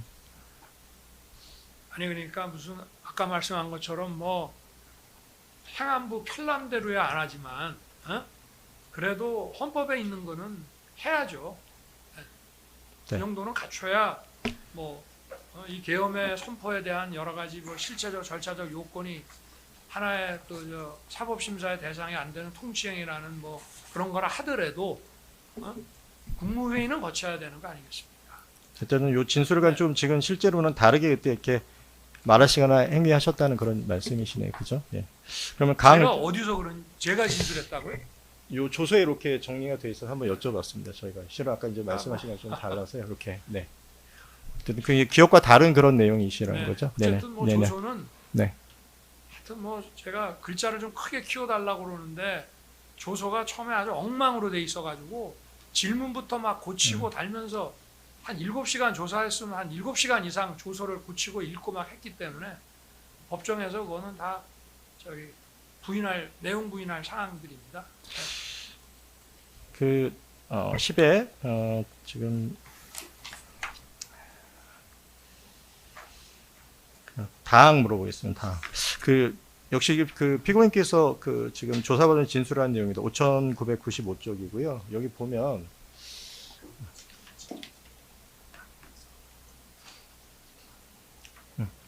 그 여기에 뭐라고 진술하신 거냐면 증인은 집무실에서 피고인이 총리가 증인에게 줄창 반대하는 의견을 제시했던 것밖에는 기억이 나지 않는다. 이렇게 진술하신 혹시 이 진술은 기억나십니까? 하여튼 반대 취지를 많이 얘기를 하셨거든요. 그러니까 줄창 반대 얘기하고 끝난 게 아니라 네네. 또 얘기하시고 뭐 몇 차례 얘기를 하셨기 때문에 그렇게 아마 답변하지 않았나 싶은데. 예, 다음 질문 하시죠. 네. 계속 네네. 같은 답변을 하고 있습니다. 그 랑입니다. 그 증인은 대통령실에 온 국무위원들 대부분 모두 계엄 선포에 재고를 요청하면서 반대했다고 또 진술을 또 하셨죠. 그렇습니다.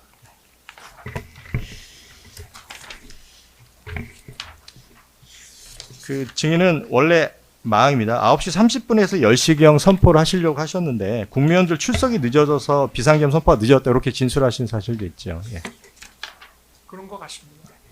아니 실제로 10시를 기준으로 하려고 하다가 늦어진 것 같습니다. 결국엔 국무위원들이 더 오는 걸 기다리시느라 일단 더 지연된 건 네네. 맞는 것이죠. 예. 11항 물어보겠습니다. 우리 증인의 그 제3의 피해자 신문 조서입니다. 증거기록 5992쪽을. 일단 저희가 그러면 그 제시하지 않고 그냥 물어보겠습니다. 증인은 소집에 응한 국무위원들은 이 사건 비상계엄 선포에 대해서 모두 다 반대를 했고 내가 국무위원이라도 대통령이 비상계엄을 선포하겠다 했을 때 일단 반대 의견을 개진할 것이라고 생각했다. 이렇게 진술하셨는데 혹시 이렇게 진술하신 게 기억나십니까? 기억이 안 나는데 하여튼 뭐 대다수가 자기 부처의 아까 말씀하신 그 소관 업무 관련 그 효과를 들어가지고 하여튼 뭐 부정적인 얘기를 다들 했습니다. 네. 15항 물어보겠습니다. 예.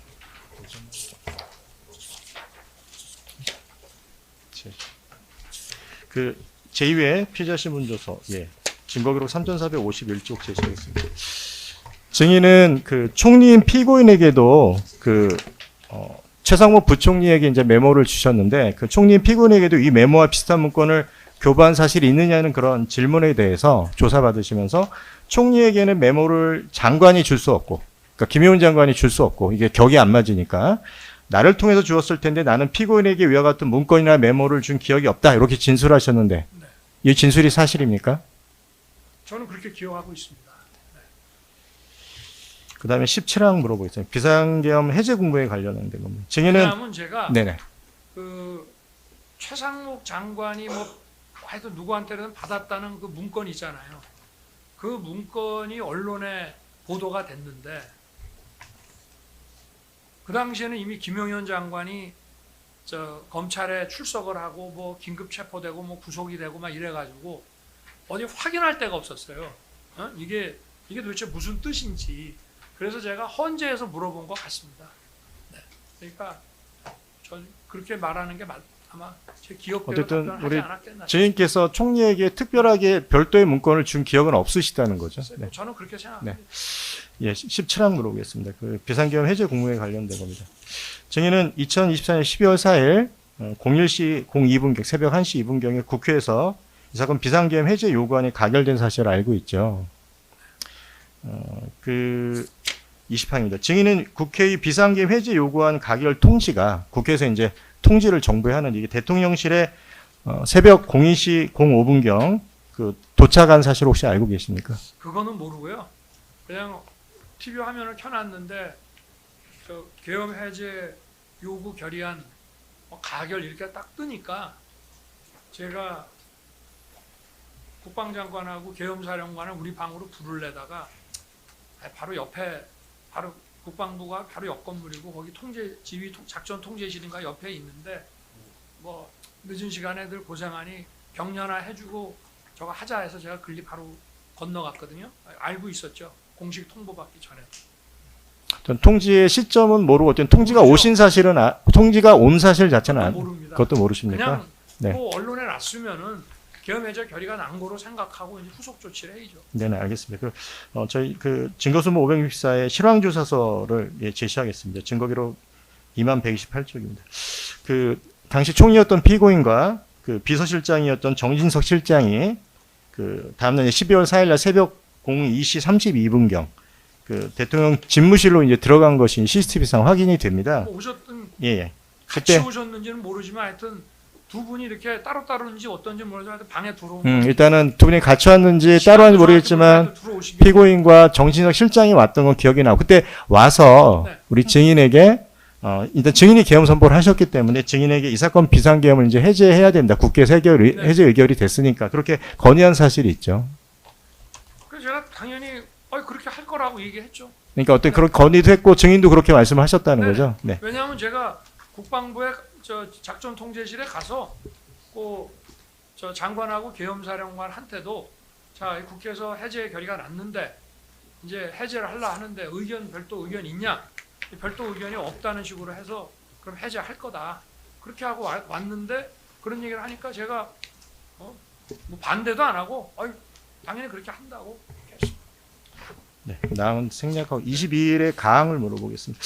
그 증인 비상계엄 이제 해제 안건에 대해서 이제 그 12월 4일 날그 04시 27분 새벽 4시 반경에 국무회의를 진행을 했는데 통과를 시켰습니다. 네. 예, 해제 안건에 대해서. 근데 요 회의는 증인이 주재하지 않으시고 국무총리가 주재를 했거든요. 그렇지 네. 않습니까? 근데 왜 증인이 주재 안 하시고 국무총리의 주재를 맡기신 이유가 혹시 있으신가요? 이렇게 네. 됐습니다. 제가 하여튼 뭐 국민들이 국회에서 해제 결의가 났기 때문에 가급적 빨리 해제는 대통령이 해야 되지 않습니까? 근데 가급적 빨리 해야 되는데 저 비서실장이 연락 한 지는 꽤 됐다고 하는데 국무위원들이 이렇게 신속하게 안 오는 겁니다. 그래서 제가 기다리다가 이미 민정수석하고 뭐 메시지 비서관을 통해서인지 계엄을 해제한다는 해제 대국민 담화문을 써놓고 있었거든요. 그래서 안 되겠다. 국무회의는 늦게 하더라도 뭐 좀 시간이 걸리더라도 국무위원 도착 시까지 내가 먼저 대국민 담화로 국회 해제 결의를 즉시 수용해서 해제를 바로 하겠다. 지금 국무위원들이 아직 도착을 안 해서 국무회의를 못 하고 있으니 되는 대로 하여튼 요건이 되는 대로 해제를 하겠습니다라고 1층 브리핑룸에 가서 그거를 하고 있는데 국무위원들이 이제 그때 아마 13명인가 뭐 이렇게 왔다는 거예요. 그러니까 총리께서 그건 뭐 신속하게 해야 되니까 총리께서 주재해가지고 제가 브리핑하고 올라오니까 지금 국무회의를 총리가 주재해서 하고 계시다 하더라고요. 이게 이제 아까 네. 지금께서 말씀을 이제 하신 내용에도 좀 있지만 네. 일단 국회에서 해제 결의된 게 새벽 1시 02분경이고 네. 이제 대통령실에 그 통지가 도착한 게 저희가 기록상은 새벽 2시 5분경입니다. 어쨌든 그 이후에 이제 해제 결의는 04시 27분경이지. 그래서 국회에서 해제 결의가 되고 한 3시간 반 좀 안 되게 지나고 그다음에 통지가 대통령실에 도착하고 이제 2시간 반 좀 안 되게 경과된 시점이 됐기 때문에 이게 지금 일부러 좀 해제 결의를 국무회의 진행을 좀 지연시킨 거 아니냐라는 그런 어떤 의심을 받고 있는데 혹시 이게 왜 지연됐는지 혹시 증인은 알고 계십니까? 가장 빠르게 한 거 아닙니까? 새벽에 저는 처음에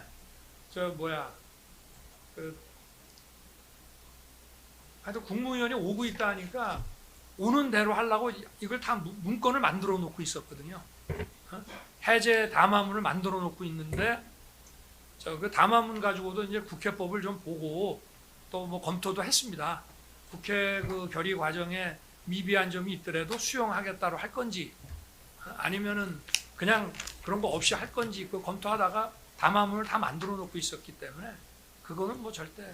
그러면 국무위원들이 새벽에 소집되느라고 시간이 좀 그렇습니다. 지연됐다는 그런 네. 의미신 건가요? 네. 예. 그 계엄 선포 만들어진 비상계엄 선포문 표지 관련해서 물어보겠습니다. 23회 가항을 조금 변형하겠습니다. 증인의 제2회 피자신문조서입니다. 증거순번 126번이고요. 3428쪽, 3429쪽을 제시하겠습니다. 증인은 당시에 위 서류가 양식에 맞지 않은 어설픈 형식이었고 기한자가 있는 행정문서 형식도 아니었다 그렇게 진술을 하셨습니다. 그러니까 아까도 뭐 검사님 신문에도 말씀하셨지만 뭔가 이게 공문서도 아닌 거로 생각하셨다 그렇게 말씀을 하셨죠. 그러면 증인이 생각할 때 요거는 공문서나 아니면 또 대통령이셨으니까 대통령 기록물이라고 그 당시 생각을 하신 적은 없습니까? 그러니까 제가 강의구한테 이런 걸 왜 만드냐 했죠. 아니 도대체 부속실장이 그 계엄에 대한 무슨 사후부서라는 걸 만든다면 아니 그럼 뭐 교육부에서 국방부 거를 만드는 거랑 비슷한 얘기인데 이거 왜 만드냐 했더니 아니 그래도 뭐 장관님하고 총리님하고 서명하셨으니 일단 서명만 해 두십시오. 그냥 제가 일단 갖고 있겠습니다 해서 저도 급히 나가는 중이라서 그리고 그날 아마 거의 저녁 무렵이 다 됐는데 관저에서 저녁 또 무슨 약속 같은 게 좀 있었던 것 같습니다. 그래서 나가면서 그냥 알았다고 그냥 서명해주고 온 거거든요. 네, 한 가지 좀 네. 혹시 CCTV 조금 재생을 좀 해주실 수 있을까요? 요 하나만 좀 봐주시면 좋겠습니다.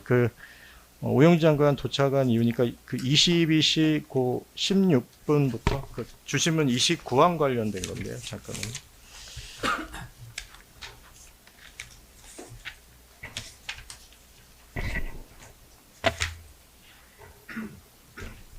예, 22분 18분 20초부터 22분 지금 네.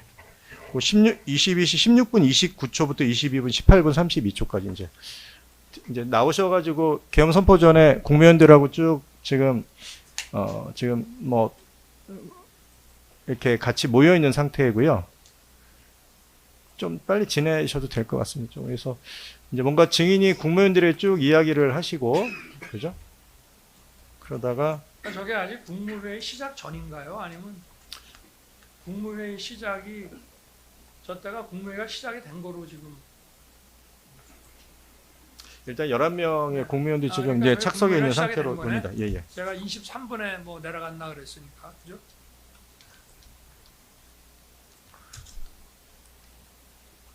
지금 이렇게 얘기하고 지금 22시 18분 한 30초가 좀 안 되는 시점에 좀 나가시거든요, 지금. 그래서 이제 아마 브리핑룸으로 이동해서 계엄 선포를 하신 것 같은데, 계엄 선포를 23분에 하지 않았습니까? 하여튼 정확하게 뭐 요 이후에 다시 들어오시질 않는 것 같습니다, 지금. 예, 요때 나가. 지금 이제 제가 여쭤보고 싶은 거는, 네. 요 상황이 이렇게 그 11명의 국무위원들이 왔고, 그 다음에 우리 증인이 이제 여기 앉으셔서 이제 뭔가 설명을 하시는 그런 장면이 나왔는데, 아까 이제 국무회 관련해서 말씀을 하셔서 제가 여쭤보는 건데, 혹시 그 국무위원들이 이 얘기를 하거나 아니면 좀 의견을 들으시도록 이렇게 좀 기회를 준 혹시 그런 사실이 있습니까? 저희가 볼 때 그냥 증인이 말씀을 좀 일방적으로 설명을 하시고 나간 것처럼 보여서. 아니 그 전에 저 의견들도 많이 얘기를 했고 네네. 그러고 뭐 저 국무회의가 한 5분쯤 했다고 하는데 네네. 보통은 국무회의가 특정 안건 갖고 5분도 안 걸리거든요. 네네네. 근데 이거는 그 전에 저 먼저 오셨던 분들은 자기 의견을 이미 다 나한테 얘기를 했고 네. 그러고 나중에 오신 분들은 한 5분 정도 얘기를 했으니까 뭐 특별히 얘기가 있으면 했을 텐데 뭐 나중에 저게 아마 한 2분 정도가 늦게 와가지고 저 국무회의가 이제 정식으로 딱 된 것 같은데 그분들은 뭐 자기들이 뭐라고 얘기했다고 안 합니까? 저는 그건 잘 기억이 안 납니다. 네, 질문 정리하시죠. 네네네. 네. 그럼 마지막 하나만 더 네네. 물어보겠습니다. 아까 이제 답변을 하시긴 한 건데, 그 증인이 혹시 그 집무실에서 계실 때 그 김혜원 장관으로부터 포고령을 증인이 받으신 사실이 있습니까? 당시 12월 3일 날 계엄 당시 그 우리 6명의 국무위원들이 모였을 때 포고령 혹시 가지고 계셨습니까? 글쎄 저는 그 기억이 안 나시면 안 나신다고 네. 기억나는 대로 말씀해. 그때는 포고령은 제가 관저에서 이렇게 하겠습니다라고 가지고 왔고 네. 그래서 제가 뭐 훑어봤고 그러고 저기 뭐냐 그 뭐 계속 헌재에서도 얘기가 되던 뭐 국회와 지방의회 활동 뭐 얘기가 나오고 뒤에 또 집회결사 나오잖아요. 네. 이거는 뭐냐 그랬더니 뭐 거기서 막 데모하고 이러면은 그거 뭐 좀 금지하는 그런 겁니다. 그래서 알았다 그러고 이제 그렇게 했거든요. 그러니까 관저에서 김혜원 장관하고 그런 대화를 나누셨단 말씀이죠? 그거는 기억이 나는데 네. 어쨌든 포고령이라는 거는 이제 계엄 당국이 내리는 거 아니겠어요? 그래서 저거를 사무실에서 뭐 보고 검토하고 이런 정확치 않습니다. 그거는. 그럼 혹시 적어도 국무위원들한테 그거를 피고인을 포함해서 국무위원들 그걸 나누셨던 혹시 기억이 있으십니까? 글쎄 포고령을 나눠줬는지는 나눠줬을 가능성은 있는가요, 혹시? 아니 그게? 일단은 그 계엄 선포문이라는 거 있잖아요. 계엄 선포문 나눠준 거는 국무회의 단, 자료. 예. 그거는 준 것 같은데 포고령을 나눠줬는지 포고령은 뭐 국무회의 심의사항인가요? 포고령이? 그건 뭐 잘 모르겠습니다. 그러니까 증인은 그냥 기억만 포고령을 증인은 어쨌든 대통령실에서 본인이 받는지는 기억이 안 나신다는 말씀이신 포고령을 거죠? 나눠줬는지 그건 하여튼 기억이 없습니다. 네, 일단 여기까지 다 하겠습니다. 네. 네, 잠깐만요. 지금 그 서울구치소에서 오신 직원분들이신가요? 예. 저희가 감치 2명이 있기 때문에 좀 기다리셨다가 예, 같이 좀 집행해 주시면 좋겠습니다. 일단 그러니까 증인신문 끝난 후에도 좀 기다려 주시면 저희가 감치 인원까지 같이 좀 이렇게 집행해 주시기 바랍니다. 네. 예, 지금 추가로 더 물어보실 게 있습니까? 없으시고. 네.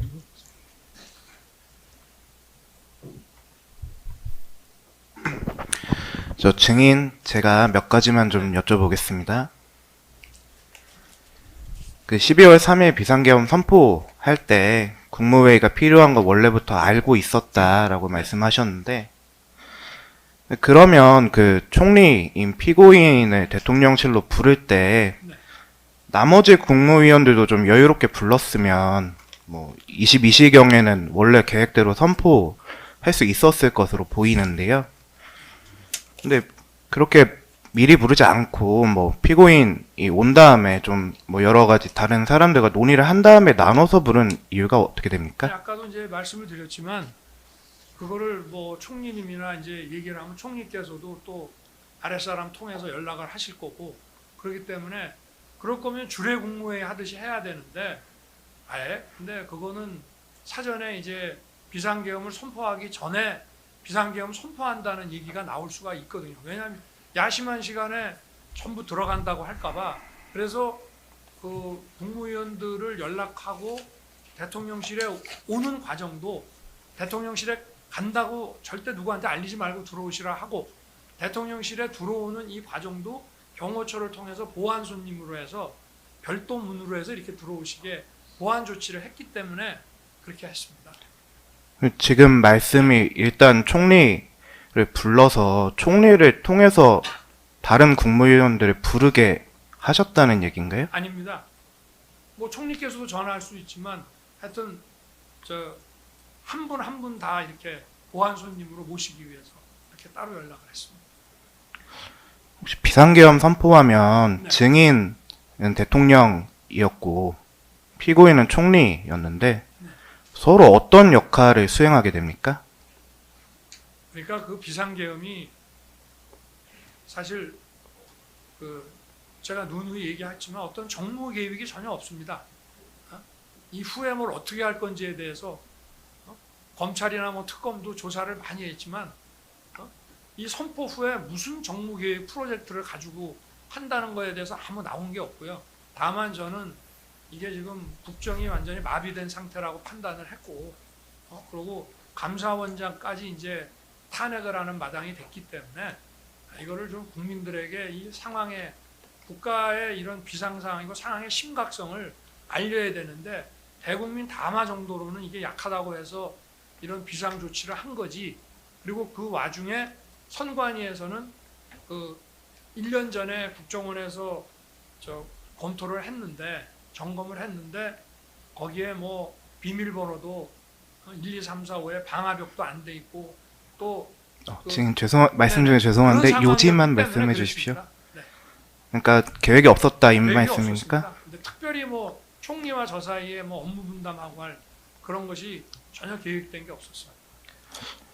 보통 대통령이 네. 직무 수행을 하면 네. 뭐 국무총리와 관계 국무위원이 뭐 부서를 하든 이렇게 하는 것으로 알고 있는데, 근데 피고인을 건너뛰고 김용현과 비상계엄 논의한 이유는 뭡니까?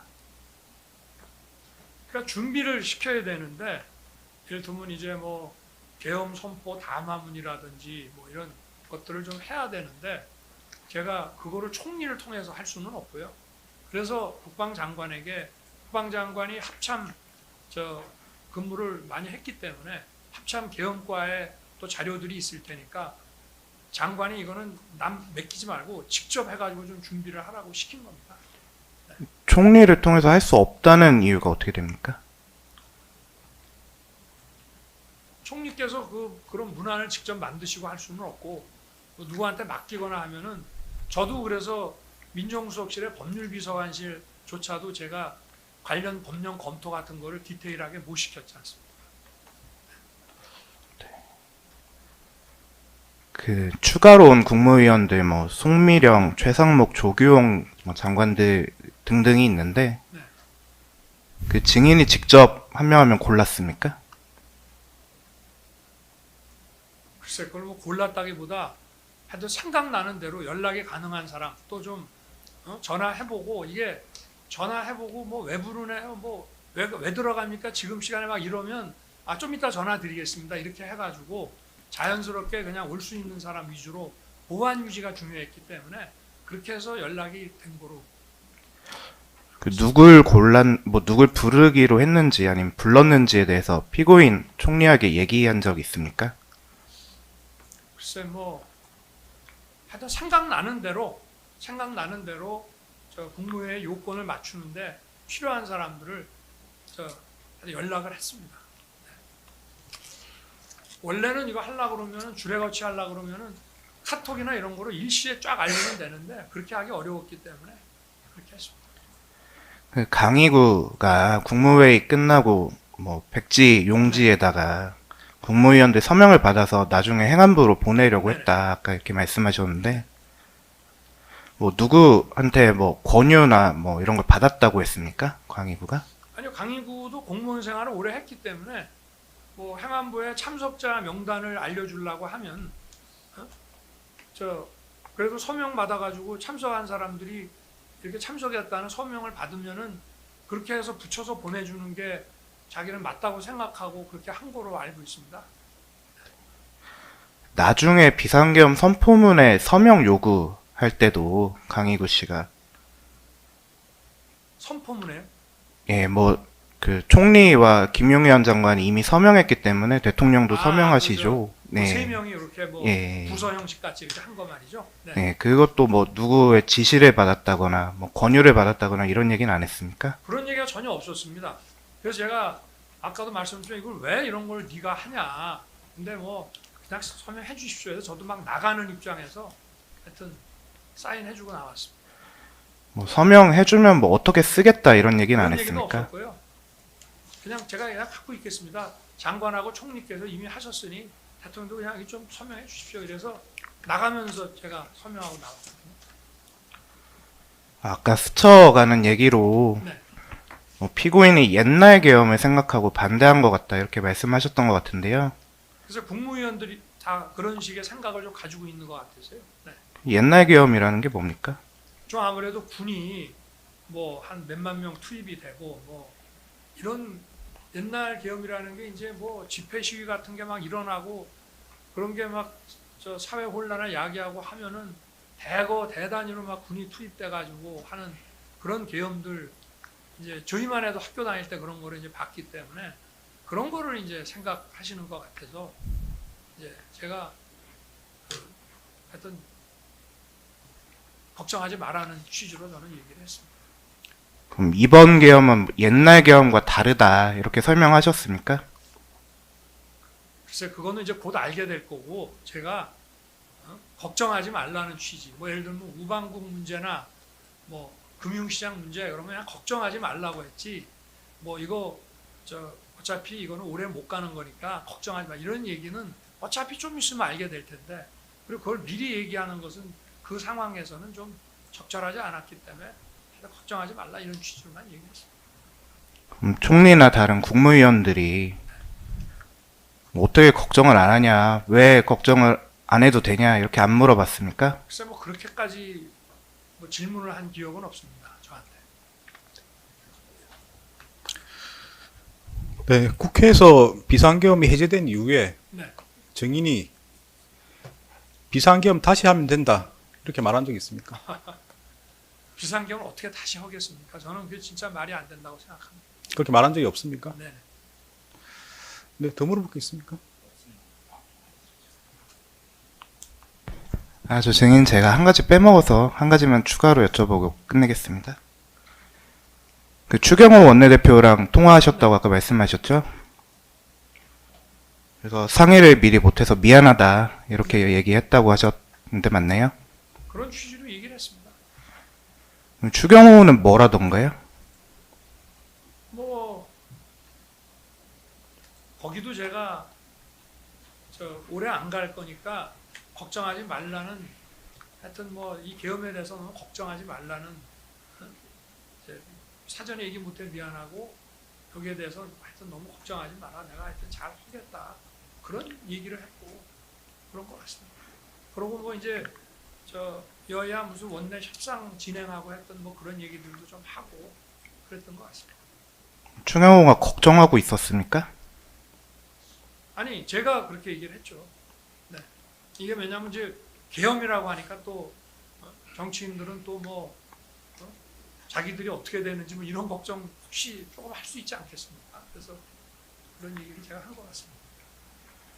걱정하지 말라니까 추경호가 뭘 했는지는 기억이 나십니까? 그래서 하여튼 그 대화 자체는 뭘 얘기를 했는지는 정확히 기억이 지금 안 납니다. 근데 하여튼 제 취지는 미리 왜냐하면 추경호 대표가 야당과 협상 때문에 고생을 많이 한 걸 제가 알고 있거든요.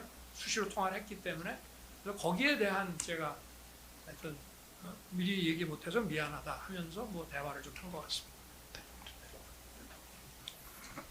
해제와 관련해서 말씀하신 건 아니고요.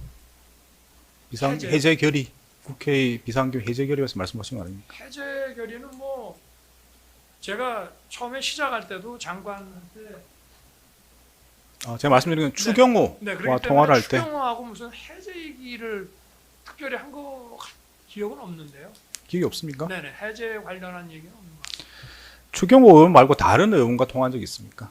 비상계엄 후에. 제가 그때 뭐 하여튼 야당과의 이런 어떻게 보면 그 협의와 이런 대결 이런 거에 고생을 좀 했다고 생각하는 사람이 추경호와 나경원이었는데, 나경원 의원한테도 전화가 왔는지 제가 했는지 통화를 한 기억이 있거든요. 무슨 이야기를 했습니까?